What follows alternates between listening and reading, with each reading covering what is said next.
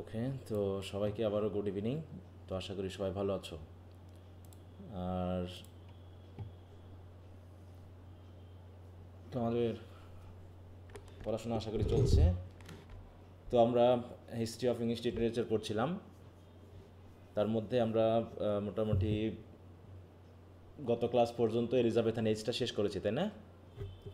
Elizabethan age শেষ করেছি। জি sir. আর তোমাদের আমি জ্যাকোবিয়ান, ক্যারোলাইন এবং কমনওয়েলথ বা এই জাতীয় পিরিয়ড অ্যান্ড এজ, এগুলো নিয়ে যে আমি শিট দিয়েছি সেগুলো একটু তোমাদের পড়তে বলেছিলাম। এখন তোমরা পড়তে পেরেছো কিনা জানি না। যদি পড়ে থাকো তো ভালো, না পড়তে পারলে একটু পড়ে নিবা যতটুকু পারা যায়। শিট দিয়ে দিয়েছি আমি, কারণ ওগুলোর যে ধারাবাহিক আলোচনাগুলো এক একটা এক এক রকমের, আবার কিছু বিষয়ের ওভারল্যাপিং আছে। এলিজাবেথান এজের কিছু অংশ জ্যাকোবিয়ান এজের কিছু অংশ ক্যারোলাইন এজ এভাবে আছে যেহেতু, তো সেভাবে আমি শিটটা করেছি। প্রথমে Jacobean age, Caroline age, Commonwealth period আলাদা আলাদা, তারপরে আবার পিরিয়ড এজ মিলে আলাদা একটা শিট আছে, এলিজাবেথান এজ মিলে একটা শিট আছে, তাই না? ওইভাবেই কিন্তু আমি দিয়ে দেওয়ার চেষ্টা করেছি। আশা করি তোমরা পাইছো তো? দেখছো কি না ওইভাবে বলো? দেখছো সবাই, না কি জি অবস্থা? স্যার। জি স্যার, আপনি গতদিন ওই যে জ্যাকোবিয়ান থেকে বাদ বাকিটা দিয়েছিলেন। হ্যাঁ দেখো এই আর যে, আগের দুইটা ছিল এলিজাবেথ আর একটা ছিল রেনেসাস। হ্যাঁ রেনেসাকে আলাদা করেছিলাম, তারপরে আবার এলিজাবেথেন আলাদা করেছি। সেই হিসাবে Jacobean age, Caroline age, Commonwealth এবং পিরিটান এজ মিলে আবার আলাদা করে দেখিয়েছি। দেখবো যে কিছু জি স্যার। ঘুরে ফিরে আলোচনা একই রকম আছে, কারণ এই পুরো অংশটা মিলেই এই রেনেসাস পিরিয়ড, এই কয়েকটা বিষয় মিলে। তো এই জায়গাটাতে আমাদের একটু ভালো করে দেখা উচিত।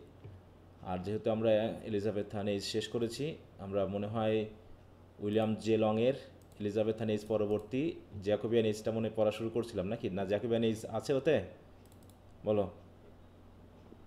জ্যাকোবিয়ান এজ আছে উইলিয়াম জে লংয়ে? জ্যাকোবিয়ান নাই স্যার, পিউরিটান। হ্যাঁ, একবারে পিরিটন এজ করা আছে, তাই না? হ্যাঁ, তো ওই জন্য আমি জ্যাকোবিয়ান, ক্যারোলাইন ওটা একটু আলাদা করে পড়তে বলেছিলাম শিট থেকে, যাতে ওখানকার কিছু অংশের সাথে আমরা লিঙ্ক লাগিয়ে নিতে পারি, কারণ এই জায়গাগুলোতে একটু ঝামেলা। তো যাই হোক, আমরা পড়াটা শুরু করি।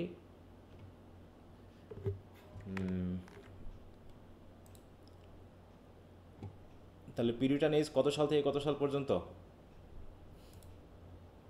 1620 থেকে 1660। 1620 থেকে 1660। এবং পিরিটন কারা, তাই তো? তাদের মধ্যে কি ঘটনা ঘটেছিল সেটা নিয়ে আমরা মনে হয় গত ক্লাসে বিস্তারিত আলোচনা করেছি, তাই না? গুগল থেকে। জি স্যার। হ্যাঁ, ওখানে অ্যাংলিক্যান কারা, তাই তো? তারপরে হচ্ছে আবার পিরিটানের মধ্যে যে ভাগগুলো ছিল সেগুলো তো আমরা পড়েছিলাম।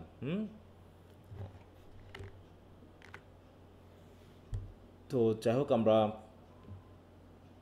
একটু তাহলে পড়া শুরু করে দিই। বিশেষ করে এই জায়গা থেকে আমরা পড়ব পিরিটানিজের লিটারি ক্যারেক্টারিস্টিক্স। হ্যাঁ, সাহিত্যিক যে বৈশিষ্ট্য সেই অংশটুকু একটু আমরা পড়ার চেষ্টা করি। আর পিরিটানিজের মধ্যে কোন কোন এজ পড়তেছে?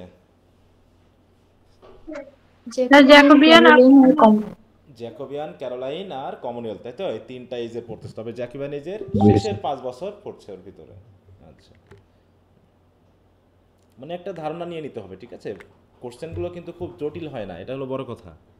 যদি এই ইতিহাসগুলো সম্পর্কে আমি একটু ক্লিয়ার হয়ে নিতে পারি, রাজনৈতিক ইতিহাস, তারপরে লিটারারি হিস্ট্রি, তার ভিতর রিলিজিয়াস কিছু টার্ম, এগুলো সম্পর্কে যদি ক্লিয়ার হওয়া যায়, তাহলে হিস্ট্রিটা যে খুব কঠিন হয় তা কিন্তু না। অনেকে ভালো রেজাল্ট করে হিস্ট্রিতে, কারণ এখানে লেখাটা অনেকটা কম হয়। অন্যান্য যে গল্প কাহিনীর মতো বেশি লিখতে হয় না, কিন্তু যতটুকু লিখতে হয় ততটুকু যদি পারফেক্টলি লেখা যায়, তাহলে অনেক ক্ষেত্রে ভালো রেজাল্ট কিন্তু করা যায়। আচ্ছা, তো আমরা গতদিন কতদূর পড়েছিলাম একটু উইলিয়াম জেলং থেকে একটু বলতে পারবা? আসলে আমার তো মনে পড়তেছে না। স্যার, আজকে আমাদের শুরু করার কথা ছিল এই যে চেঞ্জিং আইডিয়ালস চেঞ্জিং থেকে। আইডিয়ালস থেকে, তাই তো? আচ্ছা আচ্ছা, ঠিক আছে। জি আচ্ছা, তাহলে এখান থেকে আমরা শুরু করি। এখানে কিছু কথা আছে যেগুলো থেকে আমরা একটু শুরু করব। আর এগুলো নিয়ে অলরেডি গত ক্লাসে আলোচনা করা হয়েছে, তার কিছু কিছু অংশ এখানে বলা হবে আর কি। ওকে, তাহলে দেখো, দ্য পলিটিক্যাল হিস্ট্রিতে তো আমরা দেখলাম বেশ উত্থান পতন রয়েছে। হ্যাঁ, বিশেষ করে এখানে দুইটা অংশ তৈরি হয়েছিল, তাই না? দুইটা অংশ, একটা হচ্ছে কি, রাজার যারা ফলোয়ার, রাজাকে অনুসরণ করে তাদেরকে কি বলা হচ্ছিল? ক্যাভেলিয়ার, ক্যাভেলিয়ার্স, তাই না? আর পার্লামেন্টের ফলোয়ারদের কি বলা হচ্ছিল? Round head. হ্যাঁ, রাউন্ড হেডস, তাই না? Round heads. আবার ক্যাথলিসিজম এবং প্রোটেস্ট্যান্টিনিজমের মধ্যে যে মিশ্রণটা ছিল, এই মিশ্রণটাকে প্রতিবাদ করে পারফেক্টলি পিওরভাবে ধর্ম পালন করার জন্য আন্দোলন করছিল যারা, তাদেরকে বলা হচ্ছে কি? পিউরিটান। হ্যাঁ, পিউরিটানস, তাই তো? আর পিউরিটানদের লিডার কে ছিলেন? পোপ। না, ক্যাথলিকদের পোপ। পিউরিটানদের কে ছিল? তাহলে বুঝলাম। Oliver Cromwell. হ্যাঁ, অলিভার ক্রমওয়েল, তাই তো? আর তার ছেলের নাম কি ছিল? রিচার্ড। হ্যাঁ, রিচার্ড ক্রমওয়েল। হুম।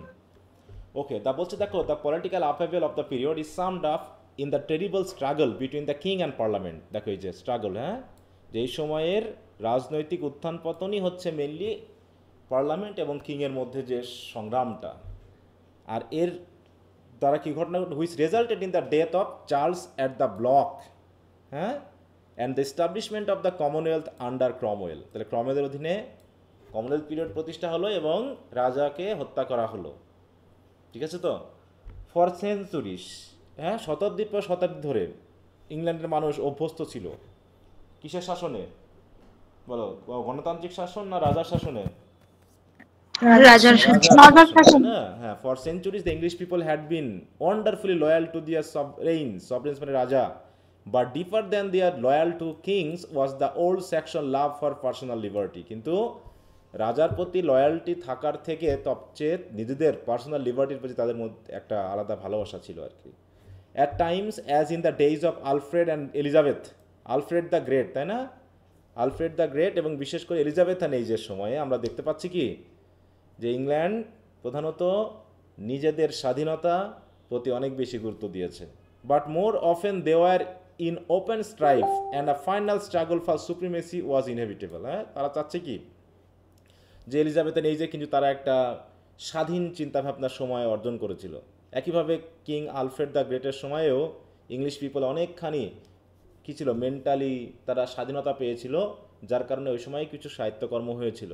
এবং আমরা জানি যে সাহিত্যকর্ম রচনার ক্ষেত্রে বা এডুকেশনের ক্ষেত্রে আলফ্রেড দ্য গ্রেট অনেক বেশি অবদান রেখেছিলেন, তাই না? কিন্তু the crisis came when James the first, এইখানে একটা বড় কথা না, জেমস দ্য ফার্স্ট কী করলেন? Who had receive the right of royalty from an act of parliament. ঠিক আছে তো?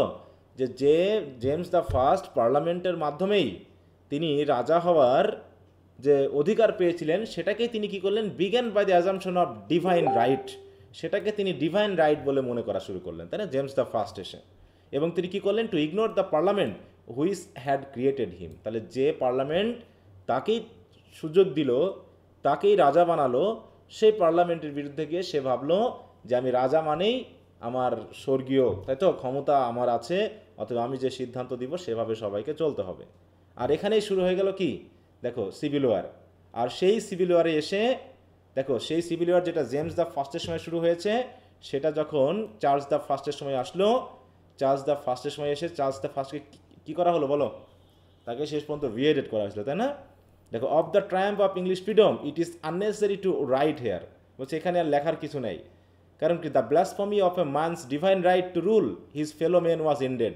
অতএব মানুষ যে কখনো ডিভাইন রাইট নিয়ে মানুষকেই কি করতে পারে? শাসন করতে পারে, এটা একটা ঈশ্বর নিন্দা ছাড়া কিছু না। তাই তো? এটা কি, সৃষ্টিকর্তা বা ঈশ্বর কখনোই কোনো রাজাকে অধিকার দিয়ে দেয়নি যে তুমি রাজা হবে, তুমি মানুষকে শাসন করবে। এটা জনগণ তাদের নিজস্ব পরিচালনার জন্য, নিজের দলকে পরিচালনার জন্য, দেশকে পরিচালনার জন্য অনেক সময় রাজা বা পার্লামেন্টারিয়ান যারা হয় তাদেরকে সিলেক্ট করে থাকে, তাই না? আমরা যারা গণতান্ত্রিক অধিকারের মাধ্যমে মন্ত্রী মিনিস্টার যে আমরা মানে বিশেষ করে এমপি যে আমরা নিয়োগ করি, তাই না, ভোটের মাধ্যমে, এটা কি তাদের নিজস্ব অধিকার বলো? না স্যার। হ্যাঁ, না স্যার। তাহলে তারা যদি এখন ভোট পাওয়ার পরে মনে করে যে আমি সর্বময় ক্ষমতার অধিকারী, তাহলে তো সমস্যা।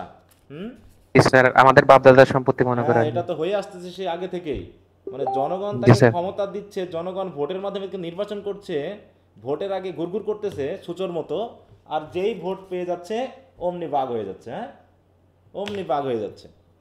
হ্যাঁ, জনগণকে আর কিছু মনে করতেছে না। আবার জনগণকে কি কি করতে হচ্ছে? শাসকদেরকে পতন ঘটিয়ে নিজের অধিকার আদায়ের জন্য সংগ্রাম করতে হচ্ছে।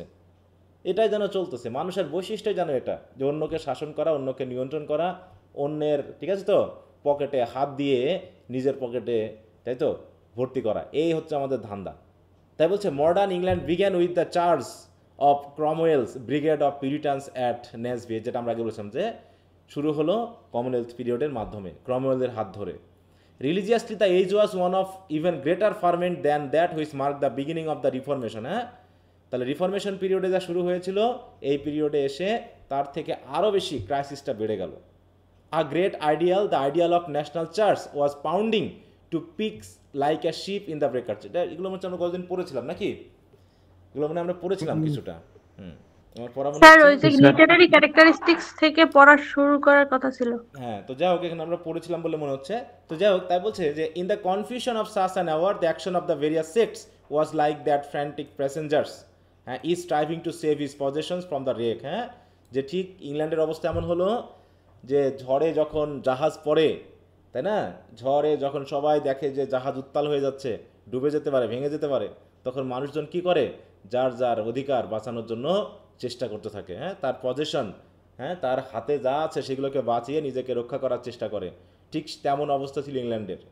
The Catholic church, as it's names implies, has always held true to the ideal of United church. তারা মনে করেছিল যে ইউনাইটেড চার্চকে গুরুত্ব দিতে হবে। হ্যাঁ, a church which like the great Roman government of the early centuries can bring the splendour and authority of Rome to bear upon the humblest village church to the farthest end of the earth. মানে কি, Catholic চার্চদের প্রধান একটা বৈশিষ্ট্য হলো তারা পৃথিবীর যতগুলো church আছে প্রত্যেকটা দেশে, প্রত্যেকটা গ্রামে, কোনায় কোনায়, প্রত্যেকটা চার্চের সাথে প্রত্যেকটা চার্চের কিন্তু একটা লিঙ্ক আছে। হ্যাঁ, এবং সেটা একদম লিঙ্ক শুরু হয়েছে কোথা থেকে, ভ্যাটিকান সিটি থেকে, রোম থেকে। প্রত্যেকটা চার্চ, হ্যাঁ, যে আমাদের দেশে যে চার্চ আছে, এমনকি আমাদের এলাকায় যে চার্চ আছে, সেই চার্চের সাথেও ওই ভ্যাটিকান চার্চের একটা লিঙ্ক আছে, তাদের একটা লিস্ট আছে যে এই দেশের এই জেলাতে, এই গ্রামে, এইখানে একটা চার্চ আছে, এবং সেই চার্চের প্রিস্টকে, সেই চার্চের কতজন সদস্য, মেম্বার, সব ক্যাথলিক চার্চে জানে। ঠিক চার্চ অফ ইংল্যান্ডেও এরকমটা থাকার প্রথম মানে ছিল, কিন্তু ওটা মোটামুটি অনেকভাবে ভেঙে গিয়ে তাদের কিন্তু এই একতাটা নেই। সেখানে অনেকগুলো চার্চ হয়ে গেছে, তাই না, আমরা দেখলাম সেখানে প্রেসবিটারিয়ান হয়ে গেছে, সেখানে অ্যাংলিকানিজম হয়ে গেছে, তাই না, সেখানে পিউরিটানিজম হয়ে গেছে, বিভিন্ন ভাগে ভাগ হয়ে গেছে। কারণ একবার যারা ভাঙ্গন শুরু করে তাদের ভিতরে কিন্তু দল বা মতবাদ বেশি তৈরি হয়ে যায়, তাই না। ক্যাথলিক কিন্তু একটাই কেন্দ্রীয় অংশ ছিল। হ্যাঁ, তাদের ভিতরে হয়তোবা চার্চগত কিছুটা দুর্নীতি ঘটছিল, কিন্তু তারা একতাবদ্ধ ছিল, ঠিক আছে তো। কিন্তু ওইটা ভেঙে যারা পিউরিটানিজমটা, মানে যারা রেস্টোরেশন বার হয়ে আসলো, সরি মানে কি বলবো এটা, প্রোটেস্ট্যান্টিজম। হ্যাঁ, সেই প্রোটেস্ট্যান্টিজমের মধ্যে কি হলো, ওরা তো সবাই প্রোটেস্ট্যান্ট মানে প্রোটেস্ট করতে করতে আছে, মানে নিজেদের ভিতরেও ওটা চলছে। হ্যাঁ, মানে ক্ষমতা যে যেমনটা নিয়ে নিতে পারে, এইভাবে ভাগাভাগি হতে হতে এখন প্রচুর চার্চ প্রোটেস্ট্যান্টদের অধীনে। হ্যাঁ, তারপরে দেখো, for a time that mighty idea dazzle the German and English reformers, but the possibility of a united Protestant church perished with Elizabeth. হ্যাঁ, এলিজাবেথের মাধ্যমেই শুরু হয়েছিল। কারণ কি, ওই যে তিনি কি চেয়েছিলেন, যে ক্যাথলিসিজম এবং প্রোটেস্ট্যান্টিজম মিলে একটা কি করা, একটা একতাবদ্ধ চার্চ গঠন করা অ্যাংলিকানিজমের অধীনে। তাই বলছে, then instead of the world wide church which were the ideal of Catholicism came the ideal of a purely national Protestantism. This was the ideal of Lord and the reactionary bishops, no less than the দেখো scholarly Richard Hooker of the rugged Scotch, মানে দেখো Covenanters and of the Puritan of মানে বিভিন্ন ভাগে ভাগ হয়ে গেছে। আমেরিকাতে নিউ ইংল্যান্ড বলতে কোন দেশকে বোঝানো হচ্ছিল বলো তো, নিউ ইংল্যান্ড বলতে হ্যাঁ, তাহলে আমেরিকাতেও তারা কি করেছে, পিরিটানের আইডিয়ালটা তারা এই যে ম্যাসাচুসেটস বলে যে একটা অংশ রয়েছে, সেখানেও তারা কিন্তু অলরেডি চালু করেছে। অতএব কোনো জায়গাতে তারা একতাবদ্ধ থাকতে পারেনি। It is intensely interesting to note that Charles called Irish rebels and Scotch highlander to his aid by promising to restore their national religion. ওদিকে চার্লস দ্য ফার্স্ট যখন পার্লামেন্টের সাথে পারছে না, তখন সে মানে কি করলো, আইরিশ যেসব রিভিলরা ছিল তখন তাদেরকে, এবং স্কচ, তাই তো, স্কটল্যান্ডের যে হাইল্যান্ডার্স মানে ওদের একটা দল, তাদেরকে সে কী করলো, প্রমিস করলো যে তোমাদের ন্যাশনাল রিলিজিয়ন বাঁচানোর জন্য আমি হেল্প করব। হ্যাঁ, অতএব তারা তখন দেখে চার্লস দ্য ফার্স্ট সে কী করছে, যে পিরিটান ছিল সে আবার ক্যাথলিকদেরকে সাহায্য করার চেষ্টা করতেছে। and the English Puritans, turning to Scotland for help, enter into the solemn covenant of 1643, establishing a national Presbyterianism, whose object was to bring the churches of God in the three kingdoms to uniformity in religion and government. তাহলে তিনটা অংশ কি বলতো? Ireland, Scotland এবং England, নাকি?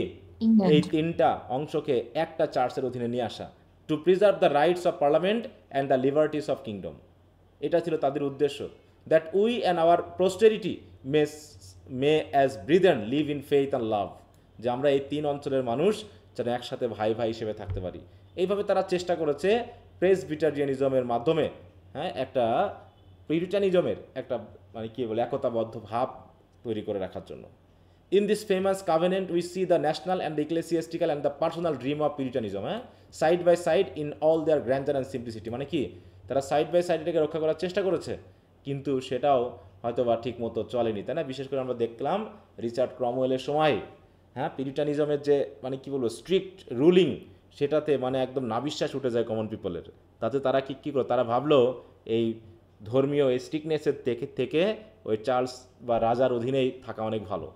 তাই বলছে years of bitter struggle and heartache before the impossibility of uniting the various Protestant sects was generally recognize, হ্যাঁ, যে এটা ইম্পসিবিলিটি, যে না প্রোটেস্ট্যান্ট সেক্টগুলোকে আমরা এক করতে পারবো না, হ্যাঁ, ইম্পসিবিলিটিটা দেখা গেল যেটা সম্ভব না।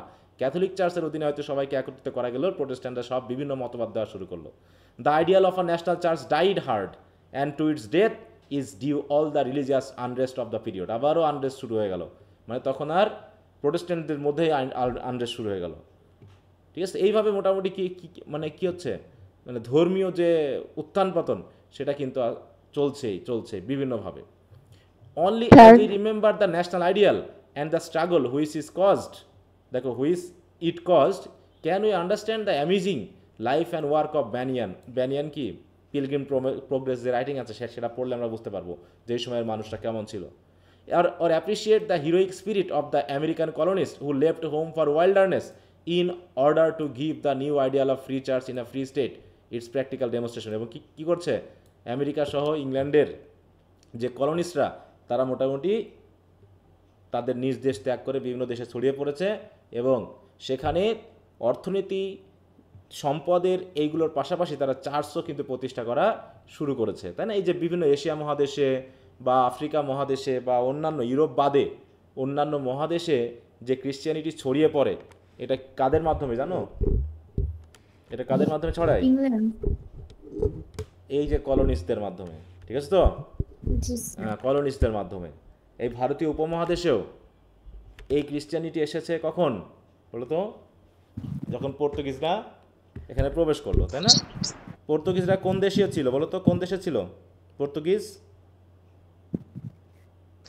পর্তুগালের স্যার। পর্তুগালের, তাই না? পর্তুগিজ ছিল হচ্ছে পর্তুগালের, এবং তারপরে ডাচেরা এসেছে, সবার শেষে এসেছে ইংলিশরা, এবং ইংলিশরা এসে বাকিদের সকলকে দখল করে নিয়েছে। এবং শেষ পর্যন্ত আমরা দেখলাম ফোর্ট উইলিয়াম কলেজ নামে, তাই তো, বা দুর্গ নামে, হ্যাঁ, ফোর্ট উইলিয়াম মানে যেরকম এখানে ফোর্ট উইলিয়াম কলেজও প্রতিষ্ঠা হয়েছিল, এবং সেখানে উইলিয়াম কেরির অধীনে, হ্যাঁ, এখানে উইলিয়াম কেরির অধীনে বাংলায় ট্রান্সলেট করা হয় বাইবেল, এবং তার মাধ্যম দিয়ে যে সমাচার দর্পণ, তোমরা যদি বাংলা সাহিত্য পড়ে থাকো বা মানুষ সময় তোমরা ইয়ার সময় পড়বা, চাকরির আগে যখন পড়বা, যে তারা কি করলো, যে সমাচার দর্পণ, হ্যাঁ, বা তাদের হচ্ছে এই যে সুসমাচার ক্রিশ্চিয়ানিটি প্রচার করার জন্য তারা বাংলায় তারা প্রচার শুরু করলো, বই লেখা শুরু করলো উইলিয়াম কেরির অধীনে, ঠিক আছে? উইলিয়াম কেরি তো বাংলা বাইবেলই ট্রান্সলেট করে ফেলে। এগুলো হচ্ছে কি বাংলা সাহিত্যের গদ্যের শুরু কিন্তু এই সময়ে। তার আগে কিন্তু বাংলা সাহিত্যে প্রোজ ছিল না, ঠিক আছে? সে ছিল হচ্ছে সবই কবিতা বা কাব্যিক রূপ। সেইগুলো তখন ইংলিশটা আসার কারণে বাংলা সাহিত্যের আধুনিকতা শুরু হয়, এবং সেখানে গদ্য সাহিত্য রূপ শুরু হয়, বুঝতে পারছো? এইভাবে ক্রিশ্চিয়ানিটি ছড়িয়ে পড়লো। এইভাবে তারা কি করছে, এবং ক্রিশ্চিয়ানিটির মধ্যে প্রথম দিকেই দেখা গেছে একদল ক্যাথলিসিজম নিয়ে আসতেছে, আর একদল প্রোটেস্ট্যান্টিজম নিয়ে আসতেছে। এখানেও বিভিন্ন ধরনের চার্চ কিন্তু সৃষ্টি হয়, ক্যাথলিক চার্চ, প্রোটেস্ট্যান্ট চার্চ। যে চার্চ এখন বাংলাদেশে অনেক রকমের চার্চ আছে, যেমন চার্চ অফ ইংল্যান্ড আছে, তেমনি বাংলাদেশে আছে চার্চ অফ বাংলাদেশ। এই চার্চ অফ বাংলাদেশের মাধ্যমে অধীনে ছোট ছোট অনেকগুলো প্যারিশ আছে গ্রামে, হ্যাঁ, প্যারিশ ভিত্তিক চার্চ, গ্রাম ভিত্তিক চার্চকে বলা হয় প্যারিশ। কোনো গ্রামে আছে ক্যাথলিসিজমদের প্যারিশ, কোনো গ্রামে আছে প্রোটেস্ট্যান্টিজমদের প্যারিশ, ঠিক আছে তো? কোনো গ্রামে দুইটা দুইটা দলই আছে, ক্যাথলিকও আছে, প্রোটেস্ট্যান্টিজমও আছে, আবার কোনো কোনো গ্রামে তিনটাই আছে, প্রেসবিটারিয়ান আছে। হ্যাঁ, এরকম মানে কি বলবো, যেখানে মানে মনে হয় যেন ধর্মের উদ্দেশ্য বাদ দিয়ে তাদের কাজই হচ্ছে জাস্ট মানুষকে নিয়ন্ত্রণ করা। বুঝতে পেরেছো? এখানে ধর্মীয় কার্যক্রম যেন তাদের একটা জাস্ট একটা মানে কি কি বলবো, একটা একটা মাধ্যম, হ্যাঁ, কিছু পাওয়ার একটা মাধ্যম। বুঝতে পেরেছো? আমাদের ছোট্ট একটা গ্রাম, সেখানে 2-3 ধরনের চার্চ আছে। বুঝতে পেরেছো? কোনো কোনো চার্চের মেম্বারই হচ্ছে 2-3 জন। বুঝতে পারছো? হাসি পাবে যে ধর্মটাকে মানুষ কিভাবে ব্যবহার করে অর্থনৈতিক সুবিধা আদায়ের জন্য, হ্যাঁ, ক্ষমতা, রাজনৈতিক ক্ষমতা আদায়ের জন্য, পাড়াভিত্তিক ক্ষমতা আদায়ের জন্য ধর্মটাকে মানুষ ব্যবহার করছে। স্যার, আমার জেলাতে খ্রিস্টান ধর্মের কোনো মানুষ আছে বলে আমি এখন পর্যন্ত শুনিনি। তোমার এলাকা কোথায়? ভোলা স্যার। ভোলা? হ্যাঁ, ভোলাতে নাই? না স্যার, কোনো খ্রিস্টান নাই, শুধু হিন্দু আর মুসলিম। অবশ্যই। মানে কোনো খ্রিস্টান মানুষ দেখিনি, আর কোনো চার্চ টার্চন কখনো শুনিনি আচ্ছা যে আচ্ছা, আছে বা হতে কি। পারে। যে ওদিকে সবচেয়ে বেশি আছে কি আমাদের এই দিকে কুষ্টিয়া, যশোর এই এলাকাতে বেশি ছিল, কারণ ফোর্ট উইলিয়াম কলেজ প্রতিষ্ঠা হয়েছিল কিন্তু কলকাতায়। কথা বুঝতে পেরেছো? আর কলকাতা থেকে মেহেরপুর বা হচ্ছে এই যে কুষ্টিয়া, চুয়াডাঙ্গা, এগুলো কিন্তু কাছাকাছি, বুঝছো না? জাস্ট বর্ডার পার হলেই ওদিকে ভারত, ভারতীয় যে পশ্চিমবঙ্গে প্রচুর চার্চ আছে, ঠিক আছে? তো ওখানকার প্রভাবটা এদিকে চার্চ সবচেয়ে বেশি আছে হচ্ছে তোমার বরিশাল অঞ্চলে, আর এদিকে হচ্ছে তোমার এই মানে খুলনার এই কুষ্টিয়া, মেহেরপুর এই অঞ্চলে সবচেয়ে বেশি আছে। হ্যাঁ, আর বাকি আর জায়গাগুলোতে এই আছে। দিক মূলত ওই যে মিশনারি গুলো তৈরি হওয়ার কারণে তো স্যার খ্রিস্টান ধর্মটা চালু হচ্ছে। বুঝি নাই, বলো আবার। হ্যাঁ স্যার, বরিশালে দেখেছি চার্চ। মিশনারি যেগুলো আছে ওগুলো তো আপনাদের ওইদিকে আছে, কুষ্টিয়া, বগুড়া, এগুলোতে তো বেশি হ্যাঁ যশোরে বরিশালেও আছে। মিশনারি, খ্রিস্টান মিশনারি যেগুলো। হ্যাঁ, ওইদিকে আবার দেখো তোমার মানে দিনাজপুর, তারপর সৈয়দপুর, তারপর হচ্ছে রংপুর, হ্যাঁ, এদিকে বগুড়া, গাইবান্ধা, এগুলো তো চার্চ আছে। বিশেষ করে ওদিকে চার্চের সবচেয়ে বেশি হলো তোমার যে সান্তাল উপজাতি আছে না, জি স্যার, হ্যাঁ, ওদের ইয়ার মধ্যে আমাদের দেখবো যে এই দিক নওগাঁ, মূলত আছে জয়পুরহাট, এগুলোতে আমি গেছি। একটা বড় চার্চ, সেটা আছে আমবাড়িতে। হুম হুম, ওগুলো ওদিকে গেছি, ওগুলো। স্যার স্যার, জামালপুরের ওইদিকে প্রচুর আছে স্যার, ওইদিকে। হ্যাঁ, ওদিকে সব জায়গাতে আছে, বাংলাদেশের সব জায়গাতে আছে, কিন্তু সবচেয়ে বেশি আছে হচ্ছে আমাদের এদিকে এবং বরিশালে এই জায়গাতে চার্চ, কারণ এই দুইটা জায়গাতে যোগাযোগ ব্যবস্থা ওদের ভালো ছিল। বুঝতে পারছো? আবার চট্টগ্রামে আছে, চট্টগ্রামে আমি গেছি ঘুরতে, ওখানে অনেক চার্চ আছে, বড় বড় ক্যাথলিক, প্রোটেস্ট্যান্ট, অনেকগুলো চার্চে ঘুরেছিলাম। তো এগুলোতে আছে, এই যে বললাম যে, এবং যদি তোমরা দেখো যে ওখানকার চার্চগুলো খুব প্রাচীন বা পুরনো, যেমন আমাদের এই মুজিবনগর আছে, মুজিবনগর একটা চার্চ আছে, সেটা অনেক পুরনো, ঠিক আছে? ক্যাথলিসিজমদের একটা চার্চ। তোমরা যদি দুটা চার্চকে ভ্রমণ করো, এর আগে আমার কলেজের স্টুডেন্ট জি স্যার, গেছিলাম, ওইখানে আমরা গিয়েছিলাম, আমাদের ঢুকতে দেয় নাই। ঢুকতে দেয়নি? কবে? না স্যার, ওই যে আপনার জামালপুরে ওই যে কথা আচ্ছা বললেন, আচ্ছা, মুজিবনগর, ওইখানে আচ্ছা আমাদের ঢুকতে দেয় নাই। আচ্ছা আচ্ছা, হ্যাঁ, হয়তো অনেক সময় প্রোটেক্টিভ মেজার নিয়ে থাকে, অনেক সময় ঝামেলা হওয়ার কারণে হয়তো বোঝালে সোজা। জি স্যার, বললো যে একটু গেট থেকে একটু দেখে, ভিতরে আসতে যাবে না, নিষেধ আছে, এরকম বললো আর কি। চার্চে, আপনাদের চার্চ। আচ্ছা, তো যদি তোমরা দুই দুই ধরনের চার্চে দেখবা যে ওদের মানে একদম বাউন্ডারিতে পর্যন্ত একটা পার্থক্য দেখতে পাবা, যে ক্যাথলিসিজমদের মধ্যে এক ধরনের পার্থক্য, হ্যাঁ, প্রোটেস্ট্যান্টিজমের গির্জার ভিতরের যে অবয়বটা, ডেকোরেশনটা, সেটার মধ্যেও কিন্তু অনেক পার্থক্য আছে, হ্যাঁ, চিন্তাভাবনা, আইডিয়ালগুলো। তবে এই প্রোটেস্ট্যান্ট ক্যাথলিজমের মধ্যে গন্ডগোল হচ্ছে তো, কিন্তু তার ভিতরে ক্যাথলিসিজমতে আমার সবচেয়ে মানে একটু ভালো লাগে, ওদের ভিতরে একতা আছে, ওদের সবগুলোতে দুর্নীতির পরিমাণটা মোটামুটি কম, এবং তাদের চিন্তাভাবনাগুলো বেশ সুদূর প্রসারী, এবং তাদের অধীনে প্রতিষ্ঠানগুলো খুব ভালো চলে। কিন্তু এই প্রোটেস্ট্যান্টিজমের আমার বাংলাদেশের চার্চ অফ বাংলাদেশ নামে যে এটা আছে, প্রচুর দুর্নীতি, সব আগের যে প্রতিষ্ঠানগুলো ছিল সব ধ্বংস হয়ে শেষ। বুঝতে পেরেছো? শুধু জানো বিশপ পাদ্রী যারা আছে তাদের কাজে জানো হচ্ছে কোনো রকম এই চার্চের অধীনে থেকে টাকা পয়সা কামানো, এছাড়া কিচ্ছু না। হ্যাঁ, এ নিয়ে আমি অনেক গণ্ডগোলও করছি, এমনকি বর্তমানে আমাদের কুষ্টিয়া বা এই এলাকায় যারা বিশপ পাদ্রী আছে, এদের সাথে আমার একটা গণ্ডগোলও বলা যায়। এরকম তারা আমাকে দেখলে তো মানে কি চোখে চোখ না পড়লে কথা কয় না, এবং মোটামুটি ভয় পায়। হ্যাঁ, এরকম আর কি অবস্থা। তো যাই হোক, তাই বলছে, তো এইভাবে সারা বললামই তো যে ক্যাথলিসিজমটা মোটামুটি একটা ইয়ার ভিতরে ছিল, কিন্তু প্রোটেস্ট্যান্টিজম একতাবদ্ধতা হতে পারেনি। সেই যে ভাঙাভাঙি শুরু হয়েছে প্রোটেস্ট্যান্টের মাধ্যমে, মারামারি শুরু হয়েছে, সেই মারামারি এখনও চলছে। হ্যাঁ, তবে যদিও প্রোটেস্ট্যান্ট এবং ক্যাথলিকদের মধ্যে যে একটা মানে কি বলবো, আগের যে একটা কী বলবো আগ্রাসী ভাব ছিল, সাপেনেলো ভাব ছিল, এখন সেটা তেমন নেই। এমন ছিল কি জানো, একসময় ছিল যে ক্যাথলিক এবং প্রোটেস্ট্যান্টদের মধ্যে বিয়ে শাদিও হতো না, এদের মধ্যে বিয়ে দেওয়া হতো না, ক্যাথলিক কারোর সাথে প্রোটেস্ট্যান্ট কারোর সাথে বিয়ে দেওয়া হতো না। পরবর্তীতে অবশ্যই এগুলো কেটে গেছে। যেমন আমার মা হচ্ছে ক্যাথলিক এবং আমার বাবা হচ্ছে প্রোটেস্ট্যান্টিজমের মানে বিশ্বাসী। তো আমি এখন প্রোটেস্ট্যান্টিজমের বিশ্বাসী, কারণ আমি ওই চার্চের অধীনে। হ্যাঁ, তো এরকমভাবে in literature also the Puritan age was one of confusion due to the breaking up of old ideals. হ্যাঁ, medieval standards of chivalry, the impossible loves and romances of which Spenser দেখো ফার্নিশ দ্য টাইপস, মানে কি ওই যে Elizabethan এই যে নাটকের উত্থান ঘটেছে শেক্সপিয়ারের মাধ্যমে, ক্রিস্টোফার মার্লোর মাধ্যমে, ইউনিভার্সিটি উইথদের মাধ্যমে, অন্যদিকে স্পেন্সার, তাই তো, শেক্সপিয়ার, এদের মাধ্যমে কবিতার উত্থান হয়েছে, রোমান্সের উত্থান হয়েছে, কিন্তু সেগুলো আস্তে আস্তে কী হচ্ছে, পেরিস্ট হচ্ছে। কারণ কি দেখো, perished no less surely than the ideal of a national church. And in the absence of any fixed standard of literary criticism, there was nothing to prevent the exaggeration of the metaphysical poets. এইখানে একটা দল তৈরি হলো, তারা হলো metaphysical poet. আমরা metaphysical poetry পড়েছিলাম first ইয়ারে। এই পিরিটান এইজেই আমরা গতদিনও দেখছি, তাই না, যে পিরিটান এইজেই মেনলি মেটাফিজিক্যাল পোয়েট্রি কিন্তু শুরু হয়। এবং মেটাফিজিক্যাল পোয়েট্রির ফিচারগুলো কি, সেগুলো তো আমরা ফার্স্ট ইয়ারে হয়তো পড়েছি। হ্যাঁ, তাই বলছি দেখো, লাইক দ্য অ্যানা ব্যাপটিস্ট, দেখো এই যে Baptist church, poetry took new and startling forms in Donne অ্যান্ড এই যে জর্জ হারবার্ট এবং জন ডানের। হ্যাঁ, and prose becomes a sombre as Burton's Anatomy of Melancholy. তার মানে শেক্সপিয়ারের সময়ে বা এলিজাবেথান পিরিয়ডে, হ্যাঁ, যে একটা উচ্ছ্বাস ছিল, একটা মানে কি বলবো, পোয়েট্রির যে একটা মানে বিশেষ উত্থান ছিল, সেই জায়গাটা পুরোটা চেঞ্জ হয়ে গেল। এখানে কেমন জানি দেখো, the spiritual gloom was sooner or later first and upon all the writers of this, এক ধরনের গ্লুমি ভাব আসলো। তা তো ওখানে যে একটা ওপেননেস ছিল, একটা মানে কি বলবো, রিলিজিয়নের পাশাপাশি যে সিকুলার যে চিন্তাভাবনাগুলো চলছিল, সেটা কিন্তু এই পিরিটান এজে আর আসছে না। কারণ কি, এই এলিজাবেথ মেটাফিজিক্যাল পোয়েট্রির থিমগুলো কি বলতে পারবা? কি যেন থিম ছিল মেটাফিজিক্যাল পোয়েট্রির, বলো, মনে আছে?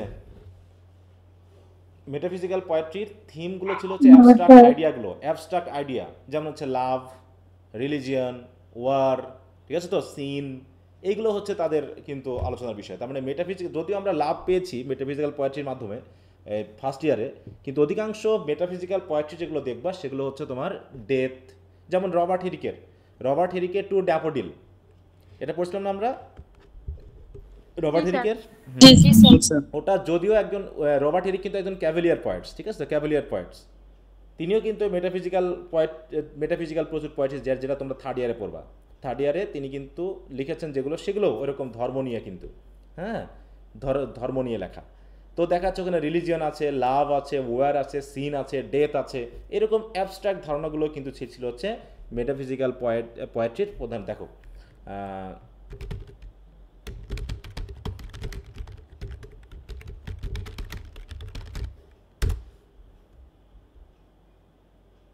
এখানে দেখতে পাচ্ছ, এই যে দেখো, metaphysical poetry as 17th century literary movement explore complex themes such as love, death, religion, the human condition, অন্যান্য আরও যে সকল কন্ডিশনগুলো আছে, through intellectual and philosophical inquiry, তাই না?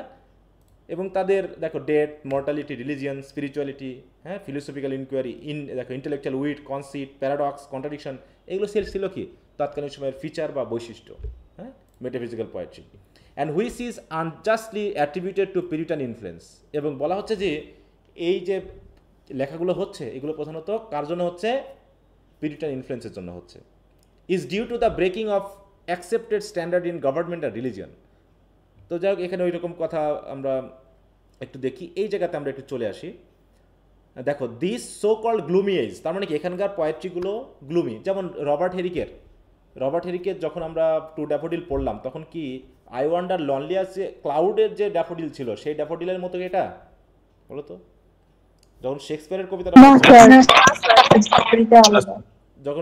কবিতাটা পড়ছে, তখন একটা কেমন ছিল, একটা ভালো লাগা ছিল, মেন্টাল ফ্রেশনেস ছিল, একটা মানে কি বলবো, দুঃখের মধ্যে একটা আনন্দের একটা সেন্স কিন্তু আসছিল। কিন্তু যখন রবার্ট হেরিকের টু ড্যাফোডিল পড়লা তখন সেখানে কি মৃত্যু, তাই তো, শর্ট এক্সিস্টেন্স, এরকম একটা গ্লুমি বিষয়, স্যাড বিষয় কিন্তু আমাদের কাছে উঠে এসেছে। হ্যাঁ, তাই বলছে this so called gloomy age produce some minor poets of exquisite workmanship, অর্থাৎ এখানে খুব ভালো ভালো কবি ছিল না। ওয়ান গ্রেট দেখো master of verse whose work would glorify an age or people, সেটা হচ্ছে জন মিল্টন। তবে এই এজের যিনি সবচেয়ে ডমিনেন্ট ফিগার, তার নাম হচ্ছে কি, পিরিটান এজের সবচেয়ে ডমিনেন্ট ফিগার হচ্ছে জন মিল্টন। যদি আমরা এখানে গুগলে সার্চ দিই, যদি বলি যে হু আর দ্য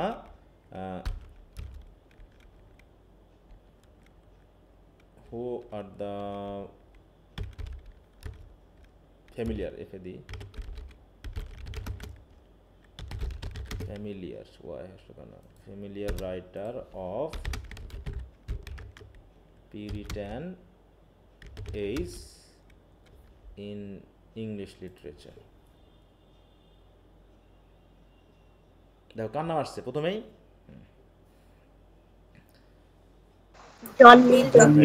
দেখো, হ্যাঁ, several prominent writers associated with the Puritan age in English literature. Key figures include John Milton, known for his Paradise Lost, Anna Bradstreet, a celebrated American poet, সেটা আমেরিকানে গেল।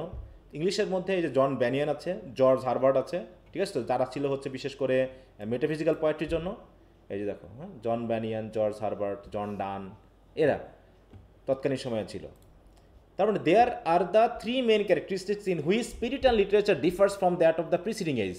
মানে Elizabethan age থেকে Puritan এজের পার্থক্যগুলো কী কী সেগুলো আমরা যদি একটু দেখি। Elizabethan literature with all it's diversity had a marked unity in spirit. তার মানে এলিজাবেথান লিটারেচারের মধ্যে একটা ইউনিটি ছিল, মানে কি, যে যাই লিখুক, সে কবিতা লিখুক, সে ড্রামা লিখুক, সে এসে লিখুক, সবার ভিতরে একটা একতা ছিল। সেই একতাটা কী ছিল? প্যাট্রিয়টিজম। দেখো, resulting from the patriotism of all classes and their devotion to a queen who with all her faults sought first the nation's welfare। তার মানে তার নিজস্ব কিছু ভুল ত্রুটি থাকলেও তার মেন উদ্দেশ্য ছিল কি, জাতীয় একতা ঠিক রাখা, জাতির কল্যাণের চেষ্টা করা, এবং তাদের লেখালেখির ভিতরেও এই জিনিসটা উঠে এসেছে। Under the Stuarts all this was changed, the kings were the open enemies of the people, তাই তো। কিন্তু এলিজাবেথান পরবর্তী যখন জ্যাকোবিয়ান এজ থেকে শুরু হলো, জেমস দ্য ফার্স্ট থেকে, তখন রাজা হয়ে গেল কি, ডিভাইন পাওয়ার নিয়ে সে হয়ে গেল কি, জনগণের শত্রু, জনগণের বন্ধু না হয়ে। The country was divided by the struggle for political and religious liberty and the literature was divided in spirit as were the struggling parties. হ্যাঁ, তাহলে সাহিত্যের মধ্যেও একটা ভাগ তৈরি হয়ে গেল। তাহলে এলিজাবেথান এজের ভিতরে একটা একতা ছিল, তাই না, দেশপ্রেম ছিল। কিন্তু পিরিটান এজের ভিতরে মানে বিভিন্ন ভাগে ভাগ হয়ে গেল, বিভিন্ন ধরনের ধর্মীয় মতবাদ তৈরি হলো, রাজনৈতিক মতবাদ তৈরি হলো। দেখো, ধর্মীয় মতবাদে যেমন পার্থক্য, পিরিটান, ক্যাথলিসিজম, তাই তো, তারপর হচ্ছে কি প্রেসবিটারিয়ান, পিরিটানিজম, তাই না, প্রোটেস্ট্যান্টিজম, এই যে ভাগ। তেমনি রাজনীতির মধ্যে ভাগ হলো কি, রাউন্ড হেডস, ক্যাভেলিয়ার, নাকি এরকম। তেমনি সাহিত্যের মধ্যেও ভাগ হয়ে গেল কি, ক্যাভেলিয়ার পয়েটস, তারপরে ভাগ হয়ে গেল কি, মেটাফিজিক্যাল পয়েটস, হ্যাঁ, তারপরে পিরিটান পয়েটস, এরকম বিভিন্ন ভাগে কিন্তু সাহিত্য ভাগ হয়ে গেছিল। Elizabethan literature is generally inspiring. Elizabethan এই যে সাহিত্য ছিল কি, ইন্সপায়ারিং, হ্যাঁ, যেটা আমাদের ভিতরে হোপ সৃষ্টি করে। দেখো, it throbs with youth, hope and vitality, that which follows speaks of age and sadness. কিন্তু পরবর্তী হলো কি, পরবর্তী এজ আসলো এজ, কি হলো, sadness. Even its brightest hours are followed by gloom. এমনকি উজ্জ্বল সময়, মানে যে সময় ভালো হওয়ার কথা ছিল, সেই সময় পিরিটান এজে এসে কি পাচ্ছি আমরা, গ্লুমি ভাব পাচ্ছি, পেসিমিজম পাচ্ছি। দেখো, pessimism inseparable from the passing of old standards. Elizabethan literature is intensely romantic, romance springs from the heart of youth. সেটা এলিজাবেথ বলো, তুমি স্পেন্সার বলো, ক্রিস্টোফার মার্লো বলো, তারপর হচ্ছে শেক্সপিয়ার বলো, তাই তো, তারা অন্যান্য যারা ছিল তারা হচ্ছে মনে করো ন্যাশ, কিড, এরাও কিন্তু রোমান্টিক আইডিয়াল নিয়ে লিখছে। এমনকি ফ্রান্সিস বেকন নিজে যে এসেগুলো লিখছে সেখানেও প্র্যাকটিক্যাল এবং রোমান্টিক আইডিয়াল কিন্তু তিনি তুলে ধরছেন। কিন্তু হলো কি, দেখো, and believes all things even the impossible, এবং তারা ইম্পসিবল বিষয়কেও পসিবল বলে মনে করত, ঠিক আছে। তাই বলছে, অন্যদিকে দেখো, in the literature of Puritan period one looks in vain for romantic ardour. কারণ এখানে কোনো রোমান্টিক আর্ডার নেই, রোমান্টিসিজম যেন নেই, শুধু ধর্মীয় স্ট্রিক্টনেসের অধীনে স্ট্রেট ফরওয়ার্ড লেখালেখি।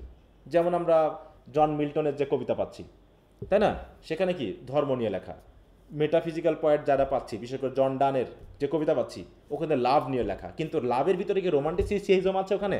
জন ডানের যে লাভটা, দ্য গুড মরত বলো, ওখানে কোনো রোমান্টিক আইডিয়াল আছে? ওখানে যেন ম্যাথমেটিক্যাল ক্যালকুলেশন আছে, ওখানে যেন ইন্টালেকচুয়ালিজম আছে, ওখানে যেন উইটিসিজম আছে, কিন্তু ওই রকম ভাবে কি আর লাভ বিষয়টাকে আলোচনা করা যায়? ওখানে যেন রোমান্টিক কোনো সেন্স নেই। হ্যাঁ, তাই বলছে দেখো, even in the lyrics and love poems, দেখো a critical intellectual spirit takes place, সেখানে হচ্ছে ক্রিটিক্যাল এবং ইন্টেলেকচুয়াল, হ্যাঁ সেই মানে কি বলবো, সে মেরু দ্বারা বিবেচনা করা হচ্ছে, তাই তো। তারপর হচ্ছে সেই সেভেন স্লিপার্সের মাধ্যমে, তাই তো, প্র্যাকটিক্যাল মানে কি বলবো, এক ধরনের বোধহীন এক ধরনের এক্সাম্পল ইউজ করে সে আনকনশাসনেসটাকে প্রচার করার চেষ্টা করা হচ্ছে। এরকম দেখো রোমান্টিসিজমের ইয়া যেন নাই। তাই বলছে and whatever romance asserts itself is in form rather than in feeling, এবং রোমান্টিক ফিলিং যেন তাদের কবিতার ভিতরে নেই। A fantastic and artificial order, দেখো adornment of speech rather than the natural utterance of heart in which sentiment is strong and true, that poetry is only its expression। তার মানে কি, পোয়েট্রিতে এক্সপ্রেস করা যায় এমন কোনো সেন্টিমেন্ট যেন তাদের ভিতরে ছিলই না। তারা যেন সব কিছু ইন্টালেক্ট দিয়ে, তাই তো, সব কিছু ম্যাথমেটিক্যাল ক্যালকুলেশন দিয়ে যেন তারা প্রচার করার চেষ্টা করছে। ঠিক আছে তো, কোনো দেখো সব কিছুর ভিতরে আমরা কি পাচ্ছি, এক ধরনের ধর্মীয় স্ট্রিক্টনেস এবং লিটারারি যে আইডিয়ালের ভিতরে যে ফ্রিনেস বা এক্সুভারেন্স যেগুলো, সেগুলো কিন্তু সেই সময়ে বিশেষ করে পিউরিটান এজে ছিল না। তো এইখানে হলো পার্থক্য বিশেষ করে। তাহলে তিনটা পার্থক্য আমরা দেখছি এলিজাবেথান এজ থেকে পিউরিটান এজের মধ্যে পার্থক্য। সেটা হচ্ছে কি, যে পিউরিটান এজের ভিতরে দেশের প্রতি ভালোবাসা ছিল, তাই না, এক ধরনের ভালোবাসা ছিল, তাকে ন্যাশনাল স্পিরিট ছিল, ইউনিটি বোধ ছিল, প্যাট্রিয়টিজম ছিল, যেটা এখানে নেই। এখানে তো অলরেডি বিভিন্ন আগে ভাগ হয়ে গেছে।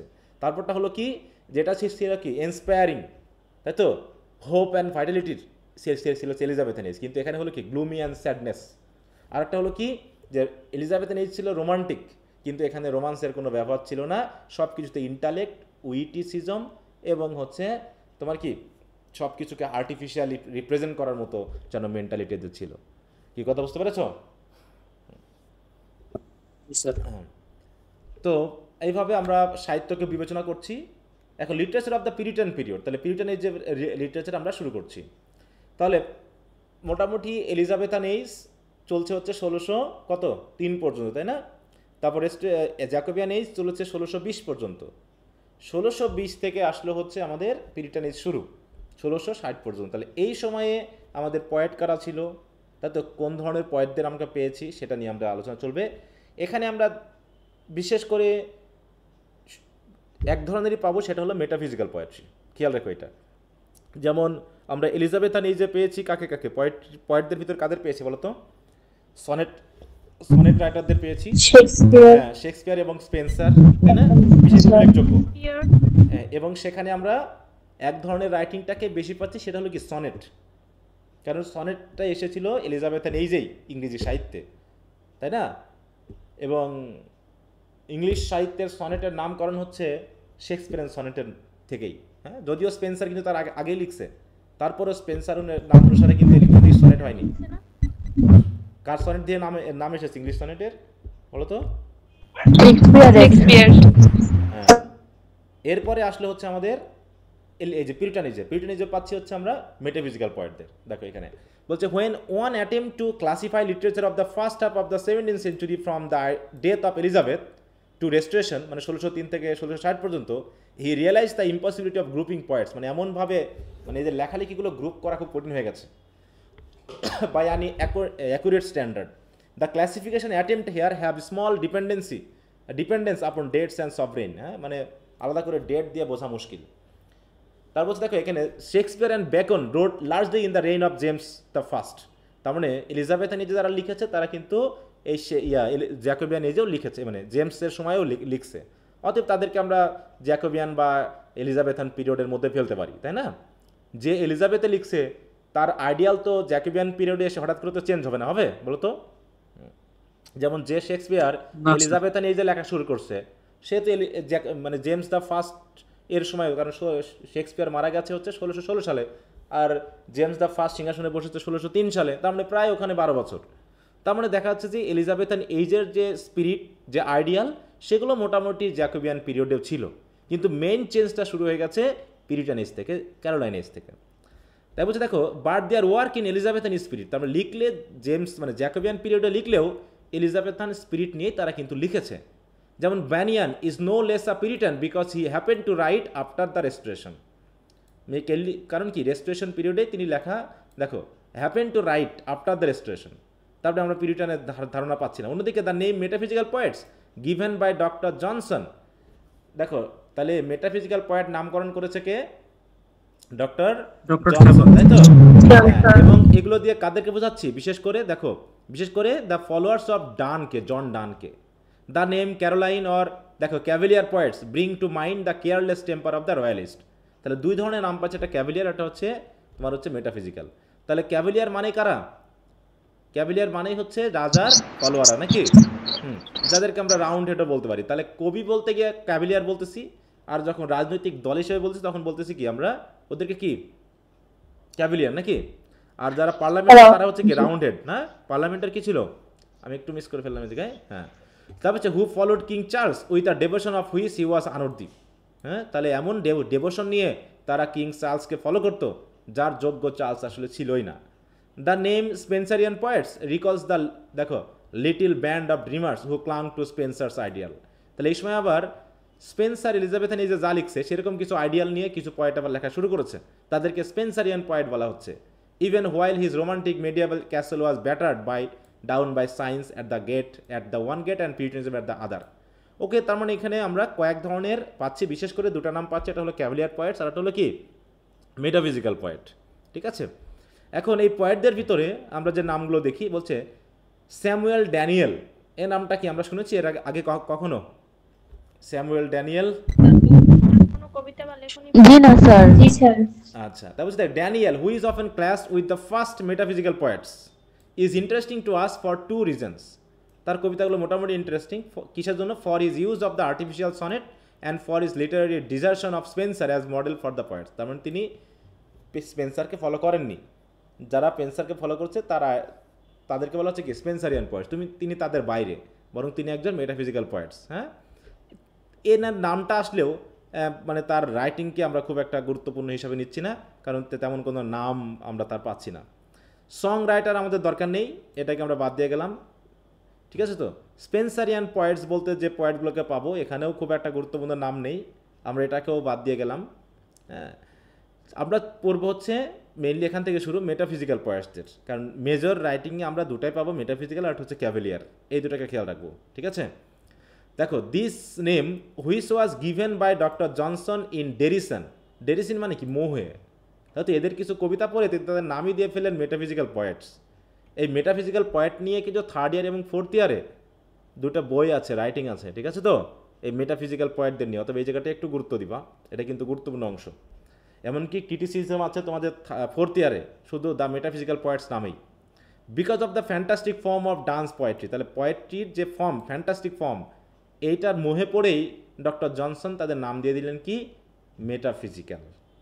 Is often applied to all minor poets of the Puritan age. বিশেষ করে এই নামটা মাইনর যারা পয়েট আছে আরও ডান সহ বা তার ফলোয়ারদের সহ সকলকে এই নামের মধ্যে ফেলা হয়েছে।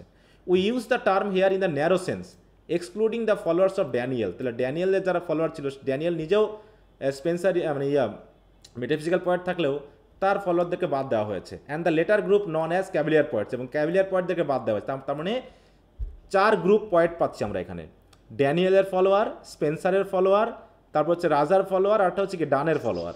তাহলে মেটাফিজিক্যাল পয়েট বলতে আমরা কাদেরকে বুঝবো বলো তো? জন ডানের যারা ফলোয়ার ছিল তাদেরকে বুঝবো, কারণ জন ডানের কবিতাগুলো দ্বারা, তাই তো, মোহিত হয়েই ডক্টর জনসন তাদের নাম দিয়েছিলেন কি? Metaphysical poet. অতএব জন ডান যে আইডিয়াল বা ফিচার দিয়ে লিখছে, সেই ফিচারগুলো যে সকল কবিরা ফলো করেছে তাদেরকে আমরা মেটাফিজিক্যাল পয়েট বলছি। তার ভিতরে দেখো ইনক্লুডস ডান, হারভার্ট, ওয়ালার, ডেনহাম, কাউলি, ওয়াগান, ডাভেনান্ট, মার্ভেল, ক্রস।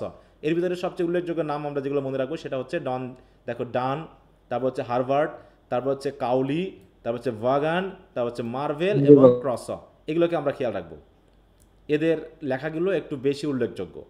বলছে the advance students find them all worthy of study not only for their occasional excellent poetry but because of their influence on letter literature. দেখো বলা হচ্ছে কি? Occasional excellent poetry, তার মানে কি? তাদের poetry কি সর্বদা কি এক্সিলেন্ট ছিল নাকি মাঝে মাঝে এক্সিলেন্ট কিছু কবি চলে আসতো বা কবিতা চলতো? হ্যাঁ, মানে অধিকাংশ কবিতা তাদের এক্সিলেন্ট ছিল না, অকেশনাল এক্সিলেন্ট, মানে কিছু কিছু কবিতা আছে যেগুলো বেশ নাম করা, তাছাড়া অধিকাংশ কবিতা এত নাম করা ছিল না। তাই বলছে দেখো because of their influence only, বরং তাদেরকে আমরা বিশেষ করে খেয়াল করতেছি বা পড়তেছি কিসের জন্য?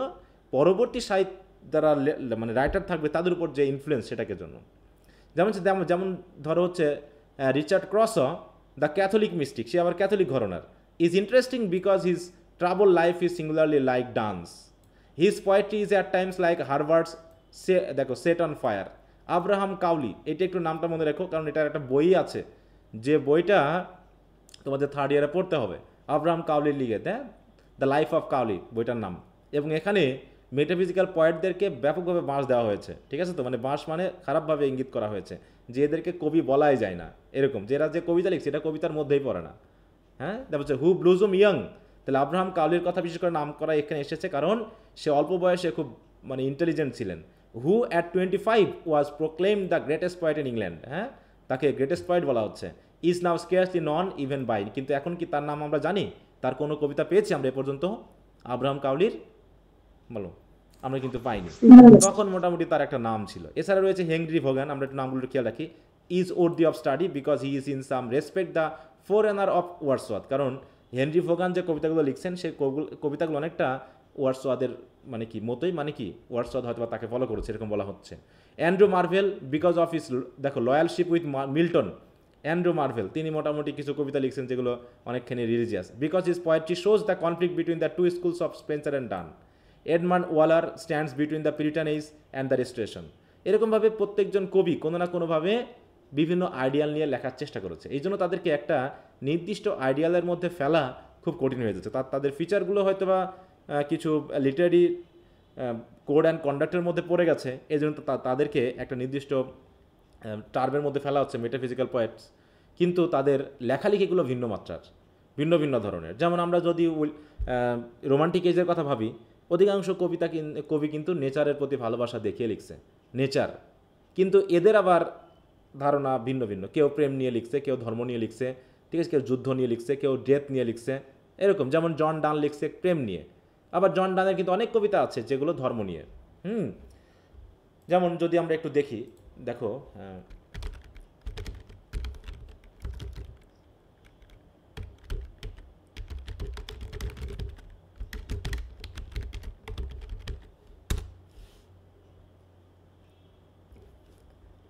দেখো আমরা ডেথ বি নট প্রাউড পড়ছিলাম না, পড়ছিলাম জি স্যার, ওই যে জি স্যার রিডিং স্কিলে পড়ছিলাম।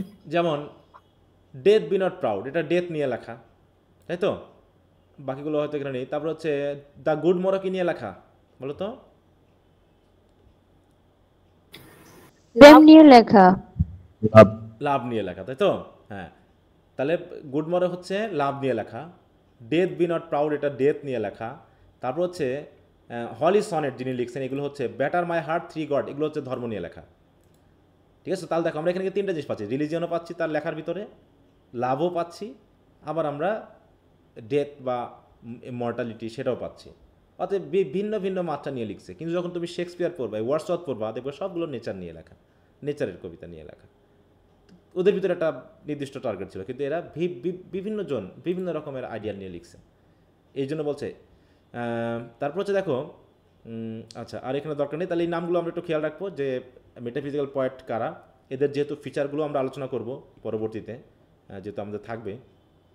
দেখো প্রথমে আসছে কি তাহলে জন ডানের কথা, মেটাফিজিক্যাল পয়েন্টদের মধ্যে জন ডানের লাইফ নিয়ে আমাদের পড়ার কোনো দরকার নেই, তার লাইফ নিয়ে কথা বলা হয়েছে। আমরা তার পয়েন্টটিতে চলে আসি, কারণ মেটাফিজিক্যাল পয়েন্টটি আলোচনা আসলেই মেজর আলোচনা হবে জন ডানকে নিয়ে। হচ্ছে ডান্স পোয়েট্রি সো আনইভেন, এই যে বলছে না আনইভেন মানে কি, ইভেন মানে কি বলো তো? আনইভেন মানে কি? সমান্তরাল।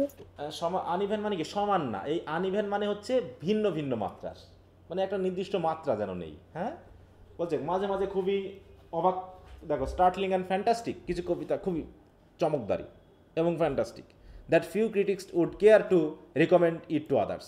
হ্যাঁ, only a few will read his works and they must be left to their own browsing. হ্যাঁ, যে কবিতাগুলো মানে অকেশনালি হয়েছে, মানে অকেশনালি এক্সিলেন্ট কিছু কিছু, হ্যাঁ, অ্যাট টাইমস, মাঝে মাঝে। এই জন্য মানে সাধারণ রিডার কেন, ক্রিটিকরাও তার কবিতা পড়তে চাইতো না খুব একটা, এরকম একটা বলা হচ্ছে। হ্যাঁ, তাই বলছে যে দেখো, বলছে খুব কম মানুষই আছে যে তারা তার কবিতাগুলো নিজ চেষ্টায় পড়বে, to find what pleases them, like deer which in the midst of plenty take a bite here and there and wander on, tasting 20 varieties of food in an hour's feeding. হ্যাঁ, মানে তার কবিতাগুলো মানে মানুষের কাছে এক্সিলেন্ট ধরা পড়তে খুব কম কম। তা হচ্ছে one who reads much will probably bewail Donne's lack of any consistent style. দেখো, যে পড়বে অন্তত ডানের কবিতা সে ধরে ফেলবে যে এর ভিতরে কনসিস্টেন্ট কোনো স্টাইল নাই, অ্যান্ড লিটারি স্ট্যান্ডার্ড যেন নাই, ঘাটতি করছে। For instance Chaucer and Milton are as different as two poets could well be. হ্যাঁ, যে মিল্টন এক ধরনের কবি, চসার এক ধরনের কবি, ওদেরকে আমরা সহজেই বুঝতে পারবো যে তাদের আইডিয়ালগুলো বা তাদের থটগুলো বা তাদের স্টাইলগুলো আমরা ধরে ফেলবো। কিন্তু জন ডানের কথা আসলে আমরা তাকে কী দিয়ে রিপ্রেজেন্ট করব? তার তো বিচিত্র ধরনের স্টাইল, বিচিত্র ধরনের থিম, তাই তো, বিচিত্র ধরনের কবিতার যে ইয়াগুলো, ফর্মগুলো। অতএব তাকে আমরা বিবেচনা করতে গেলে আসলে আমরা ধরতে পারছি না আসলে কোন স্ট্যান্ডার্ডে তাকে ফেলবো। অতএব বলছে না যে ওই যে তোমার দ্য লাইফ অফ কাউলিতে দেখানো হচ্ছে যে এই মেটাফিজিক্যাল পয়েন্টদেরকে আসলে পয়েন্ট বলা যায় না। হ্যাঁ, কারণ এটা পয়েন্টের ধারে কাছেও নেই, এরকম বলে তাদেরকে গালগালা করা হয়েছে আর কি। তাহলে তার লেখালেখিগুলো আমরা এখানে পয়েম মানেই তো বুঝতে হবে যে নির্দিষ্ট করে তো একটা দুটা কবিতার নাম বলা যাবে না, ওখানে যেহেতু আমরা কিছু কবিতার নাম পেয়েছি। দেখো এই জায়গায় যদি আমরা দেখি, বলছে দেখো ডান through style and all literary standard to the winds, মানে কি ছড়িয়ে দেওয়ার মতো, কখন কোন স্টাইল লিখছে, কখন কোন স্ট্যান্ডার্ডে লিখছে যেন বোঝা যাচ্ছে না। And precisely for this reason he is forgotten, এই জন্য তাকে আমরা নির্দিষ্ট করে ধরতেও পারছি না যে আসলে সে কোন ধরনের লেখা লিখে। Though his great intellect and his genius had marked him one of those who should do things worthy to be remembered. হ্যাঁ, তার কিছু জিনিয়াস ছিল, তার ইন্টালেক্ট ছিল, কিন্তু কবিতা লিখতে গিয়ে যে তিনি বিভিন্ন ধরনের স্টাইল ইউজ করেছেন, তাই বলছে এইগুলো নিয়ে এত বেশি মানে কি বলবো বৈচিত্র্যতা যে মানুষ তাকে খুব একটা গ্রহণ করতে পারেনি, বুঝতে পারেনি। এবং দেখো বলছে যে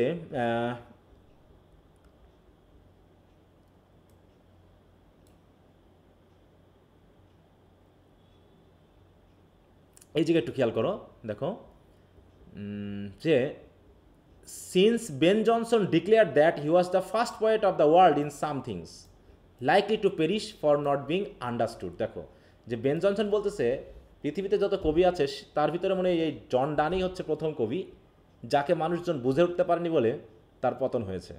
ঠিক আছে, তো সে লিখেছে অনেক কবিতা, কিন্তু তার কবিতাগুলো একটু অন্য ধরনের, যেগুলো মানুষের মধ্যে ইন্টারেস্ট তৈরি করতে পারেনি। এই জন্য তার অনেক কবিতা আছে, হ্যাঁ অনেক কবিতা আছে, কিন্তু তার কবিতাগুলো মানুষের কাছে খুব আকর্ষণীয় মনে হয়নি এবং খুব শীঘ্রই তিনি মানে তার খ্যাতি হারিয়ে ফেলেন। হ্যাঁ, তারপর হচ্ছে দেখো জর্জ হারবার্ট আসছে, এইগুলো একটু খেয়াল রাখবা, কারণ এগুলো ছোটো ছোটো যদি কখনো মেটাফিজিক্যাল পয়েন্টদের আসে, দেখি তো আমি একটু, কারণ এই যে মেটাফিজিক্যাল পয়েন্টদের নিয়ে আলোচনা করতে হবে, ঠিক আছে। মেটাফিজিক্যাল পয়েন্টদের নিয়ে কি এবার কোনো প্রশ্ন আসছে তোমাদের কাছে? কি সেটা আমাদের দিয়েছে।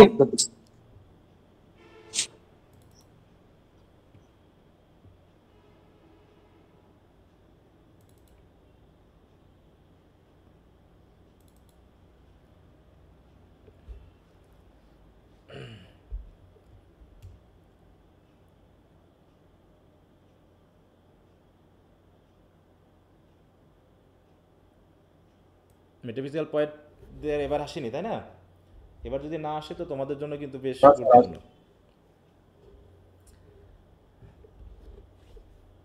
গতবার এখানে 4টা ইম্পর্টেন্ট দেওয়া ছিল, তার ভিতরে 2টা কিন্তু এসে গেছে। হ্যাঁ, একটা হচ্ছে 2 নম্বর আর 4 নম্বর, 2 নম্বর এবং 4 নম্বর এসে গেছে না? দেখো তো। জি স্যার।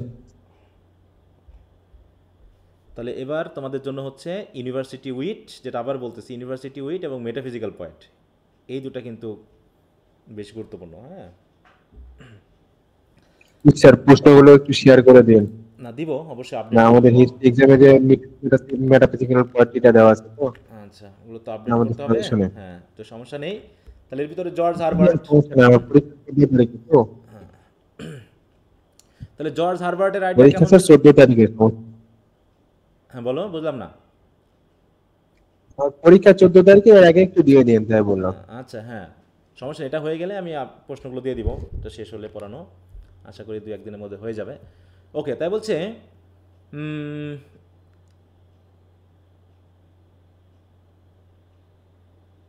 দেখো, হারবার্ট দ্য ফার্স্ট, তাই তো, in English poetry who spoke face to face with god, মানে এমনভাবে তিনি ধর্মকে তুলে ধরেছেন জর্জ হারবার্ট। তার কিছু কবিতা আছে জর্জ হারবার্টের, হ্যাঁ, যেটা 3rd ইয়ারে পড়বা। কলার আছে, ঠিক আছে, তারপর হচ্ছে তোমার ইস্টার উইং আছে। এখান থেকে যেন এমনভাবে তিনি কবিতাগুলো লিখেছেন মনে হচ্ছে যেন গডের সাথে কথা বলতেছে, এরকম আর কি। মানে তার অধিকাংশ কবিতা হচ্ছে ধর্ম নিয়ে, মৃত্যু নিয়ে, জর্জ হারবার্ট, ঠিক আছে তো। That may be true, but it is interesting to note that not a poet of the first half of the 17th century, not even the gayest of cavaliers, but has written some noble verse or prayers or aspiration which express the underlying Puritan spirit of his age. তাই তো, ধর্ম নিয়ে, তা হচ্ছে এই Puritan এইজের spirit নিয়ে এমন একজন কবিও লেখেনি যতটুকু লিখতে পেরেছে হারবার্ট। সেই হিসাবে Herbert is the greatest and the most consistent of all them. In all the other, the Puritan struggle against the cavalier and the cavalier breaks loose from the restraint of Puritan, but in Harvard the struggle দেখো is past and peace has come। মানে কি, তিনি struggle করেছেন লিখতে গিয়ে, ধর্মীয় নিয়ে লিখেছেন, ধর্মীয় ব্যাপারগুলো নিয়ে লিখছেন, এবং মানুষ যে ধর্মটাকে পালন করছে না তার ভিতরে দেখো পিউরিটান আইডিয়াল ছিল, তিনি কিন্তু অত স্ট্রিক্টলি পিউরিটান ছিলেন না।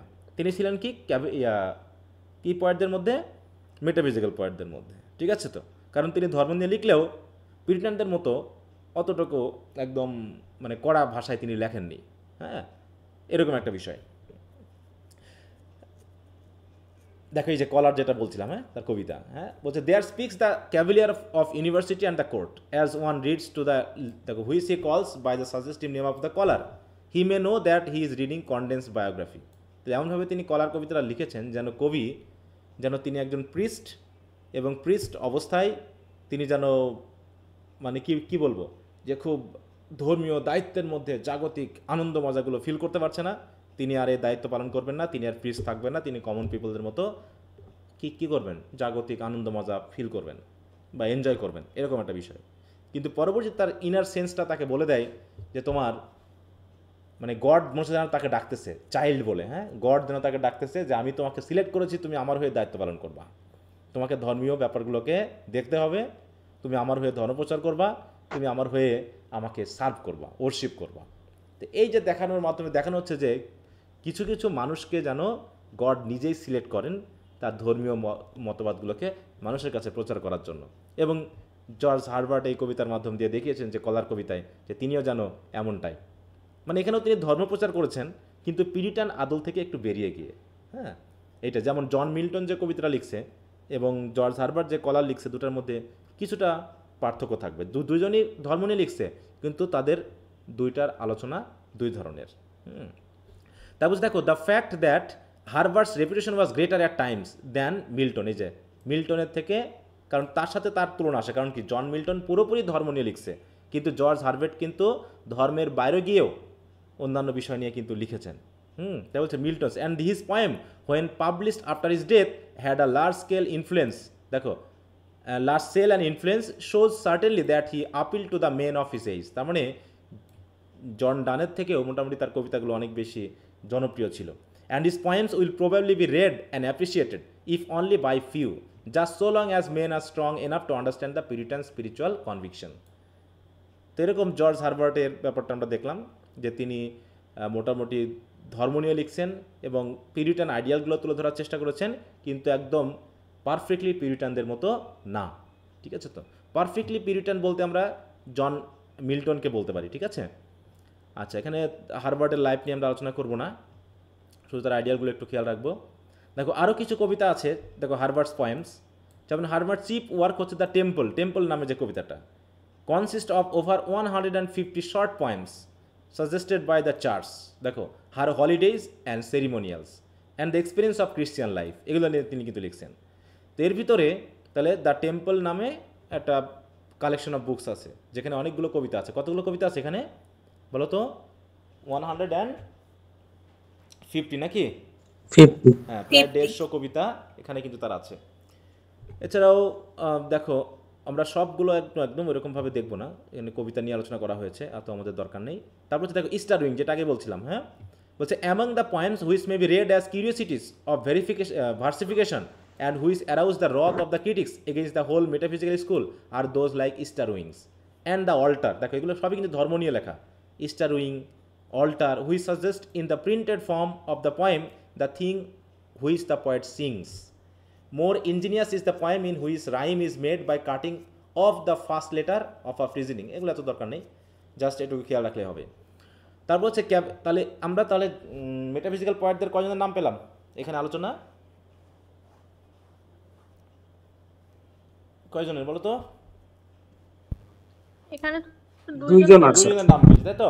হ্যাঁ, বাকিদের কবিতা খুব একটা মেজর বা বিখ্যাত নয়। এখানে আমরা পেলাম জর্জ হারবার্ট আর হচ্ছে কি জন ডান, এই দুইজনকে এখানে জন ফোকাস ডান। করা হয়েছে। বাকিদের হয়তো নাম থাকবে, যেটা আমাদের এই কোশ্চেন আনসারে আমরা হয়তো পেতে পারি। কত নম্বর দেখো? 3 নম্বরে।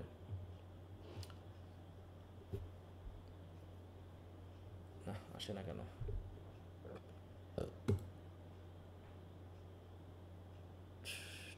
দেখো এখন আর কাজ করবে না।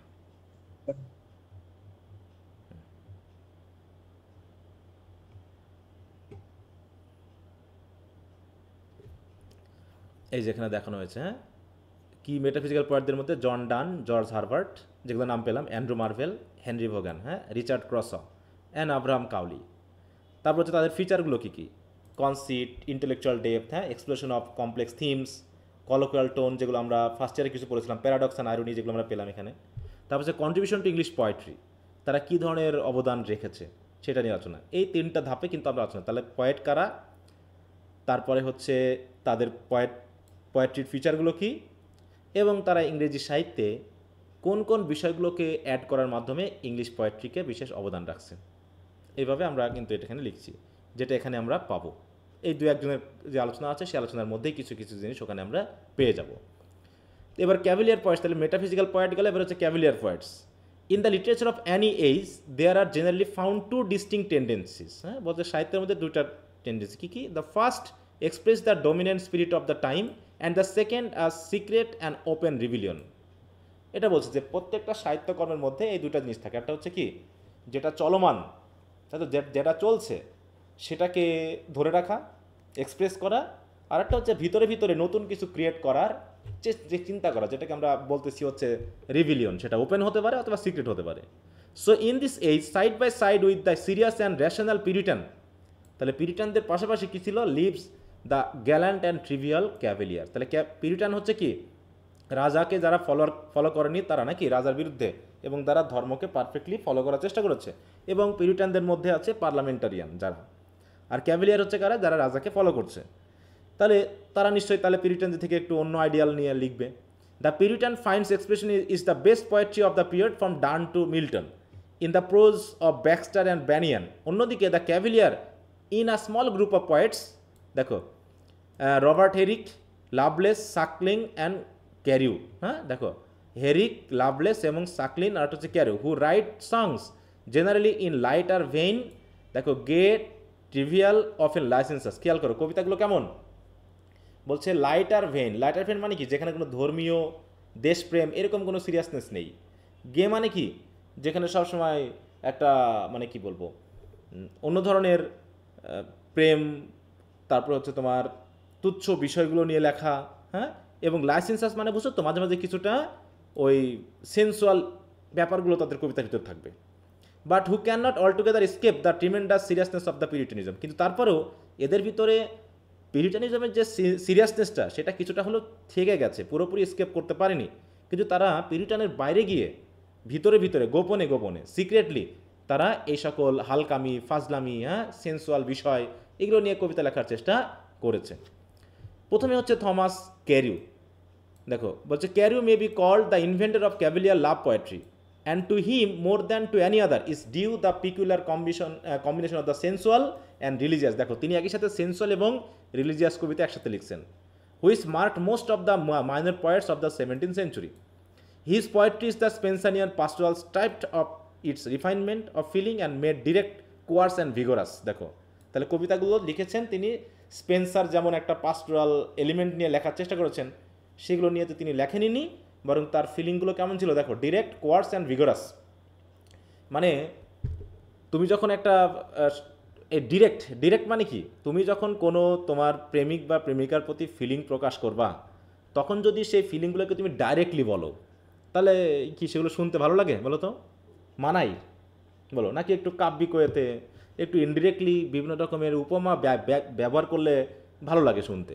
কিন্তু এরা কি করেছে, ডাইরেক্ট কথাবার্তা বলেছে, ডাইরেক্টলি তারা কথা বলেছে, এবং তাদের ল্যাঙ্গুয়েজগুলো হচ্ছে কি কোয়ার্স, মানে খুব একটা মানে কি আকর্ষণীয় না বা খুব একটা মনোমুগ্ধকর না, হ্যাঁ, এবং ভিগোরাস মানে মনে হচ্ছে জানো ভিগোরাস মানে বুঝো তো, মানে হচ্ছে জোর করে কোনো কিছু করা, হ্যাঁ, একটা আক্রোশ, একটা চাপ, একটা ফোর্স, এরকম একটা ফিলিং, মানে রোমান্টিক সেন্সে যে ভালোবাসার যে একটা মানে কী বলো আকর্ষণ, বিকর্ষণ, আপিলিং একটা সেন্স থাকবে, এরকম যেন এদের কবিতার ভিতরে নাই। His poems published in 1640 are generally like his life trivial and sensual. দেখো তার কবিতাগুলো হচ্ছে তুচ্ছ প্রকৃতির এবং খুবই সেন্সুয়াল টাইপের। And here and there is found one like the following which indicates that with the metaphysical and Cavalier poets are new and stimulating force had entered English literature. তার মানে দেখো এখানে তিন ধরনের কিন্তু বিষয় আমরা পাচ্ছি, যে মেটাফিজিক্যাল পয়েট, তাই তো, ক্যাভিলিয়ার পয়েট, আর একটা কী পেলাম আমরা, স্পেন্সারিয়ান পয়েট, নাকি? তাদের ভিতরে মোটামুটি আমরা মেটাফিজিক্যাল পয়েন্টদেরকে একটু মানে কি বলছি ওই এজের জন্য একটু সিগনিফিক্যান্ট বলে মানছি আর কি। এরপর হচ্ছে রবার্ট হেরিক।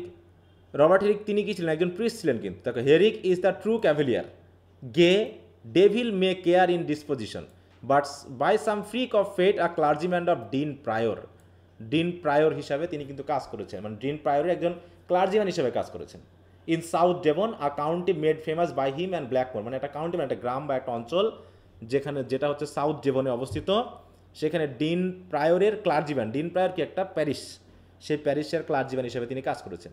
তাহলে ক্লার্জিম্যান হিসেবে কাজ করেছেন, তাহলে নিশ্চয়ই তার কবিতার ভিতরে কিন্তু আমরা ধর্মীয় মতবাদ বা কিছু একটা বিষয় পাবো, তাই নাকি? দেখো বলছে here in a country parish he live discontentedly longing for the joys of London and দেখো মারমেড ট্র্যাভান। দেখো তিনি একজন প্রিস্ট ছিলেন, কিন্তু মনে মনে তিনি প্রিস্টের এই লাইফটাকে পছন্দ করতেন না।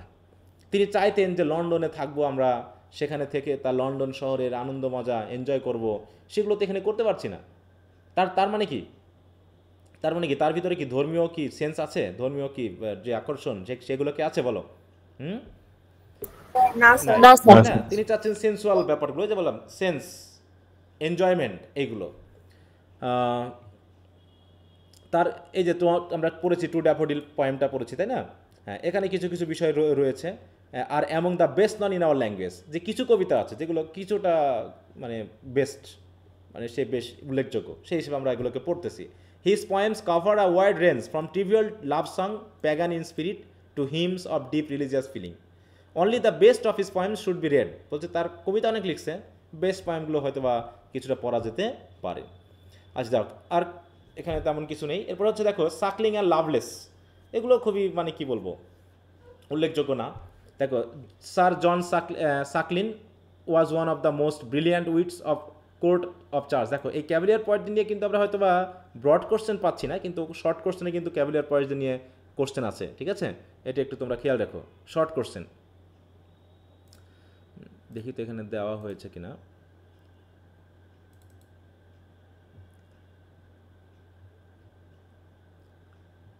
এই যে ক্যাভিলিয়ার পয়েন্টস, হ্যাঁ, who are the cavalier poets, write a note on the qualities of them. তাহলে ক্যাভিলিয়ার পয়েন্টদের এই নামগুলো একটু খেয়াল রেখো। সরি, হ্যাঁ, তারপর হচ্ছে কি দেখো সাকলিং অ্যান্ড লাভলেস। বলছে sir John Suckling was one of the most brilliant wits of the court of Charles the First who wrote poetry as he exercised a horse or fought a duel। তাই তো, যেমন করে সে ঘোড়াকে exercise করাতো, হ্যাঁ, ঠিক ওরকম করে সে কবিতাও লিখছে। মানে কবিতার ভিতরে কাব্যিক যে সেন্স, কবিতা লেখার জন্য যে সিরিয়াসনেস, এইটা খুব একটা তাদের ভিতরে ছিল না। এটা বোঝাতে ব্যবহার করা হয়েছে এই ইমেজারিটা, বুঝতে পেরেছো? তা বলছে হিজ পয়েমস বলছে are utterly trivial and even in is best known ballad upon a wedding এবং ব্যালাড অফ না উইনিং যেটাকে বেস্ট কবিতা বলা হচ্ছে সেটার ভিতরেও দেখো rarely rise above meter doggerel, মানে সরি মিয়ার ডগারেল। ডগারেল মানে কি জাস্ট ওই আমরা ইয়া বলে ছড়া বলি না, ছড়া বুঝি, ছড়া আর কবিতা কি এক জিনিস বলো তো? না স্যার। তো ওরকম একটু ছড়া টাইপের, ঠিক আছে? তো ওরকম কোনো মানে সেই সিরিয়াসনেস নেই কবিতার ভিতর। হ্যাঁ, তাই বলছে it is only the romance of his life, his rich brilliant careless youth and his poverty and suicide in Paris. অত আমাদের দরকার নেই, জাস্ট আমরা ছোট করে একটু মনে রাখবো কবিতার নাম, কবি এগুলো। তাহলে এরপরে সবচেয়ে মানে টাওয়ারিং ফিগার হিসেবে যার নাম আসতেছে তিনি হচ্ছেন জন মিল্টন। তাহলে জন মিল্টন। আচ্ছা, তাহলে এ পর্যন্ত আমরা ড্রামা তো পাইনি। এই যে কি ড্রামার বিষয় পেয়েছি মিল্টন এই যে, না পোয়েট্রি নিয়ে কথা বললাম? Poetry sir. তাহলে পোয়েট্রির মধ্যে আমরা যে বিষয়টা পাচ্ছি যে পোয়েট্রিকে এই যে আমরা তিনটা আলাদা আলাদা দিকে দেখতে পাচ্ছি। একটা হচ্ছে স্পেন্সারের ফলোয়ার হিসাবে স্পেন্সারিয়ান পোয়েট, তাই তো? রাজাকে যারা ফলো করেছে ক্যাভেলিয়ার পোয়েট। আর্ট হচ্ছে জন ডানকে ফলো করেছে, তারা হচ্ছে কারা? মেটাফিজিক্যাল পোয়েট, এই তো। মেটাফিজিক্যাল পোয়েটদের মধ্যে আমরা দুজনের এখানে আলোচনা পেয়েছি, জর্জ হারবার্ট আর হচ্ছে কি জন ডান। এছাড়াও আরও কিছু কবি রয়েছে যেগুলো তোমরা দেখবা। তারপর হচ্ছে ক্যাভেলিয়ার পোয়েট। ক্যাভেলিয়ার পোয়েটদের মধ্যে আমরা দু একজনের নাম পেলাম। আরটা হচ্ছে নাম কি বলো তো ক্যাভেলিয়ার পোয়েটদের মধ্যে? থমাস লিউ, হ্যাঁ, Robert Herrick, Robert Herrick, Saqlain, তাই তো? তো এই নামগুলো একটু খেয়াল রাখবা। এবং তাদের কবিতাও যে খুব একটা নাম করা আছে তা না, দুই একটা করে আছে যেগুলো আমি তো কোশ্চেন আনসার দিয়ে দিব, ওগুলো একটু ভালো করে খেয়াল রাখবা। তো জন মিল্টন, এইখানে দেখো জন মিল্টনকে নিয়ে আলাদা একটা কোশ্চেন আছে, ব্রড কোশ্চেনে বিশেষ করে এই জায়গায় যেটা এবার এসে গেছে। দেখো, how does John Milton blend the Renaissance and Reformation element in his writings. এটা কি আসছে পরীক্ষায় নাকি কোনটা? এটা না, এবার আসছে। আমি কি ভুল বলছি? স্যার এটাই মনে হয় আসছে, তারপর একটু দেখি। হ্যাঁ, তো দেখো তো। জি স্যার, আসছে স্যার। এটাই আসছে। তার মানে আমরা শেক্সপিয়ারের এই যে পাচ্ছি শেক্সপিয়ারকে উল্লেখযোগ্যভাবে, এই জন্য তার শেক্সপিয়ারকে দেখো আলাদা করেই শেক্সপিয়ার নিয়েই তিনি ড্রামাতে যে ইয়া করেছেন। আর জন মিল্টনকে পাচ্ছি রেনেসাঁস এবং রিফরমেশন এলিমেন্টটাকে একভাবে তিনি তার রাইটিংয়ের মধ্যে অ্যাড করেছেন সেই হিসাবে, যেহেতু তিনি একজন পিরিটান রাইটার হিসাবে। ওকে, তারপর Shakespeare and Milton are the two figures that tower conspicuously above the goodly fellowship of men who have made our literature famous. তার মানে প্রথমত শেক্সপিয়ার, তারপর হচ্ছে জন মিল্টন, যারা আমাদের ইংরেজি সাহিত্যকে মোটামুটি ফেমাস করেছে, made our literature famous. Each is representative of the age, এবং প্রত্যেকেই তার এজকে রিপ্রেজেন্ট করছে। যেমন শেক্সপিয়ার করেছে এলিজাবেথেনকে রিপ্রেজেন্ট, আর জন মিল্টন করেছে পিরিটান এজকে রিপ্রেজেন্ট।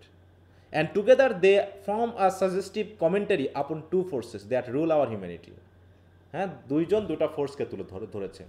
দেখো এখানে কে কে দেখো, Shakespeare is the poet of impulse of the loves, hates, fears, jealousy, ambition, মানে মানুষের মধ্যে যত ফিলিং থাকে সব ফিলিংগুলো তিনি তার ড্রামা কবিতার ভিতর দেওয়ার চেষ্টা করেছেন। That swayed the men of his age. অন্যদিকে Milton is the poet of steadfast will and purpose, who moves like a god amid the fears and hopes and changing impulse of the world, regarding them as trivial and momentary things that can never swerve a great soul from its course. মানে এখানে দেখানো হচ্ছে যে তিনি তার বিষয়গুলোকে যে মানে কি বলবো যে আইডিয়াল দিয়ে দেখার চেষ্টা করেছেন, এরকম গ্রেট সোল বা আইডিয়াল নিয়ে খুব কম মানুষই এগুলো নিয়ে দেখেছেন। তিনি তার এইজকে ওন করেছেন, তিনি তার এইজের ধারণাগুলোকে, বিশেষ করে পিরিটান আইডিয়ালগুলোকে, যে ধর্মীয় প্রবক্তা হিসাবে ধর্মীয় মতবাদগুলোকে প্রচার করার জন্য তিনি তার সাহিত্যকে কাজে লাগিয়েছেন। সেটা প্যারাডাইস লস্ট বলো, প্যারাডাইস রিগেইন বলো, তারপর আমরা অন হিজ ব্লাইন্ডনেস যে কবিতাটা পড়েছি, তাই না?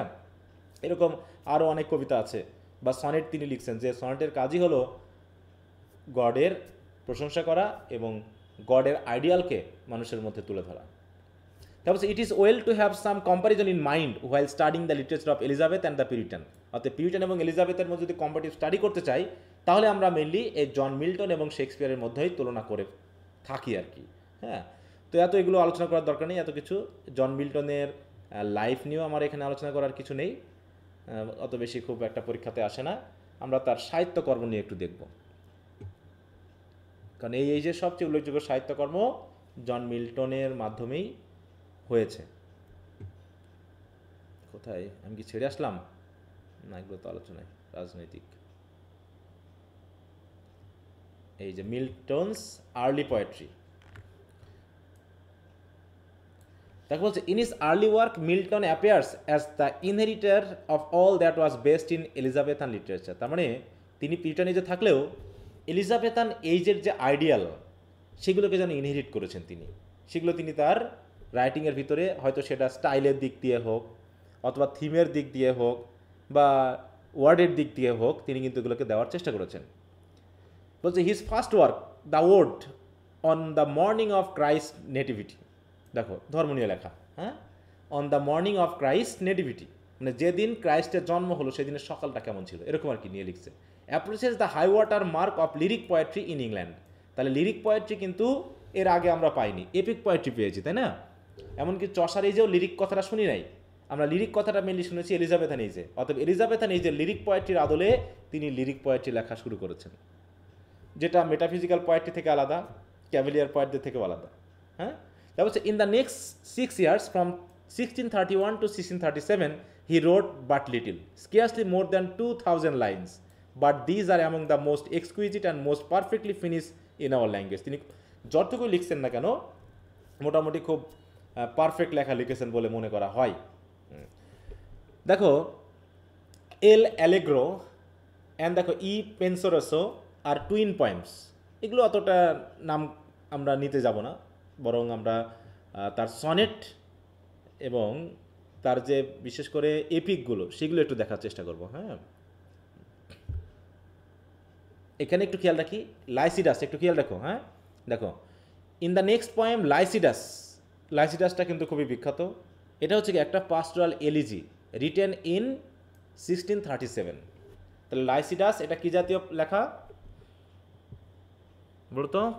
Pastoral literature. হ্যাঁ, পাস্টোরাল এলিজি, এটা একটা এলিজি লেখা, তাই তো? তিনি এটা লিখেছেন। তারপরে এখানে তিনি কি কি দিতে চেয়েছেন অত আমাদের দরকার নাই। দেখো বলছে beside this well known poems Milton wrote in this early period a fragmentary masque called Arcades. আচ্ছা, আর্কেডিয়া নামে আমরা একটা লেখা পেয়েছিলাম, আর্কেডিয়া ক্রিটিক্যাল রাইটিং, কার বলো তো ওটা? এলিজাবেথান এইজে আর্কেডিয়া কার লেখা?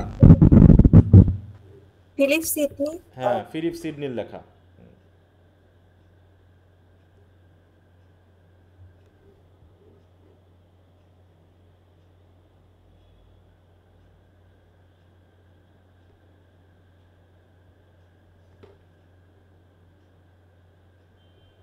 আচ্ছা, তাই বলছে several Latin poems which like his English are exclusively finished. দেখো সবচেয়ে ফেমাস হচ্ছে কি his famous sonnets which brought this Italian form of verse nearly to the point of perfection. তার মানে তিনি এবং জন মিল্টনের যে সনেট আমরা পড়েছিলাম অন হিজ ব্লাইন্ডনেস, এটা কোন আইডিয়ালে লেখা? শেক্সপিয়ান সনেট অথবা স্পেন্সারিয়ান সনেট? কোন সনেটে তিনি লিখছেন বলো তো? স্যার পেট্রারসন না? হ্যাঁ, স্পেকট্রাকান সনেট, হ্যাঁ পেট্রাকান সনেট, ইটালিয়ান সনেট যেটা বলেছে, তাই না? Which brought this Italian form of verse, তিনি ইটালিয়ান ফর্ম ইউজ করেছেন তার সনেটগুলোতে। In him he seldom wrote of love, তিনি লাভ নিয়ে খুব একটা বেশি লেখেননি। The usual subject with his predecessor, যেটা ছিল আগের রাইটারদের স্বাভাবিক একটা থিম বা subject.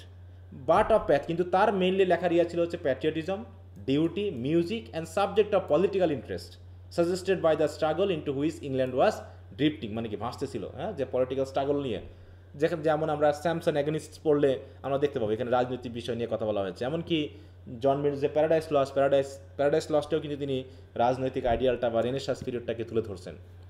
Those best known and most frequently quoted are দেখো on his deceased wife, to the nightingale, on reaching the age of 23, the massacre in Piedmont and the two on his blindness. তার মধ্যে বিখ্যাত দেখা যাচ্ছে on his ব্লাইন্ডনেসটাই, বাকিগুলো খুব একটা আমরা দেখি না। তাহলে আমরা তাকে পোয়েট্রি লেখক হিসাবে যেগুলো পাচ্ছি প্রথমত হচ্ছে সনেট আর কিছু কিছু লিরিক পাচ্ছি, ঠিক আছে তো? কিছু কিছু লিরিক পাচ্ছি যে কারণে তাকে আমরা পোয়েট বলে জানছি। হ্যাঁ, দেখো এখানে ফেমাস কিছু লিরিক, হ্যাঁ লিরিক আমরা পাচ্ছি। তার ভিতরে এখানে কিছু কিছু নাম আছে, অত নামগুলো আমাদের জানার দরকার নেই, যে নামগুলো বলতে সেগুলো একটু খেয়াল রেখো। যেমন হচ্ছে লাইসিডাস গেল, এই যে আর্কেডিস, হ্যাঁ এগুলো একটু খেয়াল রাখবা। এরপরে হচ্ছে প্রোজ, মিল্টনের প্রোজ প্রোজ সম্পর্কে আমরা শুনেছি না ড্রামা সম্পর্কে শুনেছি? বলো। তিনি কিন্তু প্রোজও লিখছেন, পোয়েট্রি। হ্যাঁ, বিশেষ করে পোয়েট্রি লিখছেন, এপিক লিখছেন, তাই তো এপিক পোয়েট্রি যেটা আমরা বলতেছি, এপিক লিখছেন। হ্যাঁ, এগুলো আমরা পাবো। দেখো মিল্টনস প্রোজ, প্রোজের ভিতরে আমরা তেমন কিছুই পাচ্ছি না, দুই একটা। বিশেষ করে দেখো এই বইটাকে আমরা একটু খেয়াল রাখবো, তাহলেই হবে, কারণ ব্রিফ কোশ্চেনের জন্য এটা গুরুত্বপূর্ণ। দেখো অফ দেম অল, মানে তিনি যা লিখেছেন প্রোজের ভিতরে, তার ভিতরে Areopagitica has perhaps the most permanent interest and is best worth reading. এটা এই নামটা খেয়াল রাখো ব্রিফ কোশ্চেনের জন্য। In Milton's time there was a law forbidding the publication of books until they were endorse by the official censor. মানে কি, এটা তিনি লিখেছেন বই পাবলিকেশনের যে সেন্সরশিপ দেওয়া হতো সেটার বিরুদ্ধে। যেমন সিনেমার সেন্সরশিপ হয় না, বলো তো? প্রথমে সরকারি একটা সেন্সরশিপে যায়, তারপরে সেটাকে কি করা হয়, যদি মনে হয় যে দেশের ধর্ম, তারপর হচ্ছে দেশপ্রেম এগুলোর বিরুদ্ধে যায়, তখন করা হয় কি, ওই সিনেমাটাকে কি ছাড়া হয়, বলো? ওপেন করা হয় না? ওপেন করা হয় না, তাই না? আটকে দেওয়া হয়। ওকে, তো এরকম সাহিত্যের ক্ষেত্রে এমনটা ছিল। তো সাহিত্যের ক্ষেত্রে এমনটা থাকলে তিনি অ্যারিওপেজিটিকাতে তিনি এইটা নিয়ে একটা কথা বলেছেন, হ্যাঁ, বা এটা নিয়ে তিনি একটা মানে কি বলবো, একটা যুক্তি দিয়ে দেখিয়েছেন যে এটা করা ঠিক কিনা। হ্যাঁ, তো এই জন্য অ্যারিওপেজিটিকার নামটা খেয়াল রাখবা। এছাড়া এসে নিয়ে তার ব্রিফ বা তার শর্ট টট এগুলো নিয়ে কিছুই আসে না, ওগুলো আমাদের দরকার নেই। এবার হচ্ছে মিল্টনস লেটার পোয়েট্রি। লেটার পোয়েট্রিগুলোই হচ্ছে সবচেয়ে বিখ্যাত। আর্লিয়ার পোয়েট্রি আমরা পড়লাম, কিছু লিরিক ছিল, তাই তো, আর কিছু পাস্টোরাল রোমান্স ছিল, কিন্তু মেন যে মানে কি বলবো খ্যাতি তার এই লেটার পোয়েট্রি নিয়েই এখানে হয়ে থাকে, যেটা আমরা আগামী ক্লাসে আলোচনা করবো। ঠিক আছে, তাহলে এ পর্যন্ত আমরা যেগুলো দেখলাম সেগুলো নিয়ে একটু তোমরা রিভিশন দিবা, বিশেষ করে যেগুলো নাম বলতেছি ওগুলো একটু খেয়াল রাখবা, যাতে পরবর্তীতে আমরা ওগুলোকে পড়ে নিতে পারি। হ্যাঁ, জি স্যার। মোটামুটি এই পিউরিটানিজে এই জন মিল্টনের পরবর্তী আর তেমন কোনো উল্লেখযোগ্য নাম আমরা পাবো না, দু একজনের নাম পাইলেও। দেখো প্রোজ রাইটার হিসাবে জন ব্যানিয়ান আছে, তাছাড়া আর তেমন কোনো রাইটার যে খুব বেশি আছে তা না। মোটামুটি আগামী ক্লাসে আমাদের এটা হয়ে যাবে। দেখো ব্যানিয়ান নিয়েই উল্লেখযোগ্য স্যার, মাইনর প্রোজ রাইটার। হ্যাঁ বলো। আমাদের স্যার এটা পড়ানোর পর আপনি কি পোয়েট্রি ধরবেন? হ্যাঁ, পোয়েট্রিতে যাবো আমরা, রোমান্টিক পোয়েট্রি।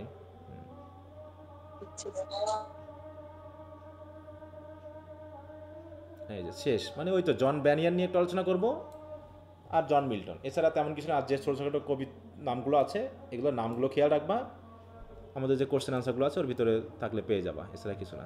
আচ্ছা, তো ঠিক আছে, তাহলে আজকে এখানে রাখি। তো সবাই ভালো থাকো। Okay, bye, good night. জি স্যার, আসসালামু আলাইকুম। ওয়ালাইকুম আসসালাম। কি হলো?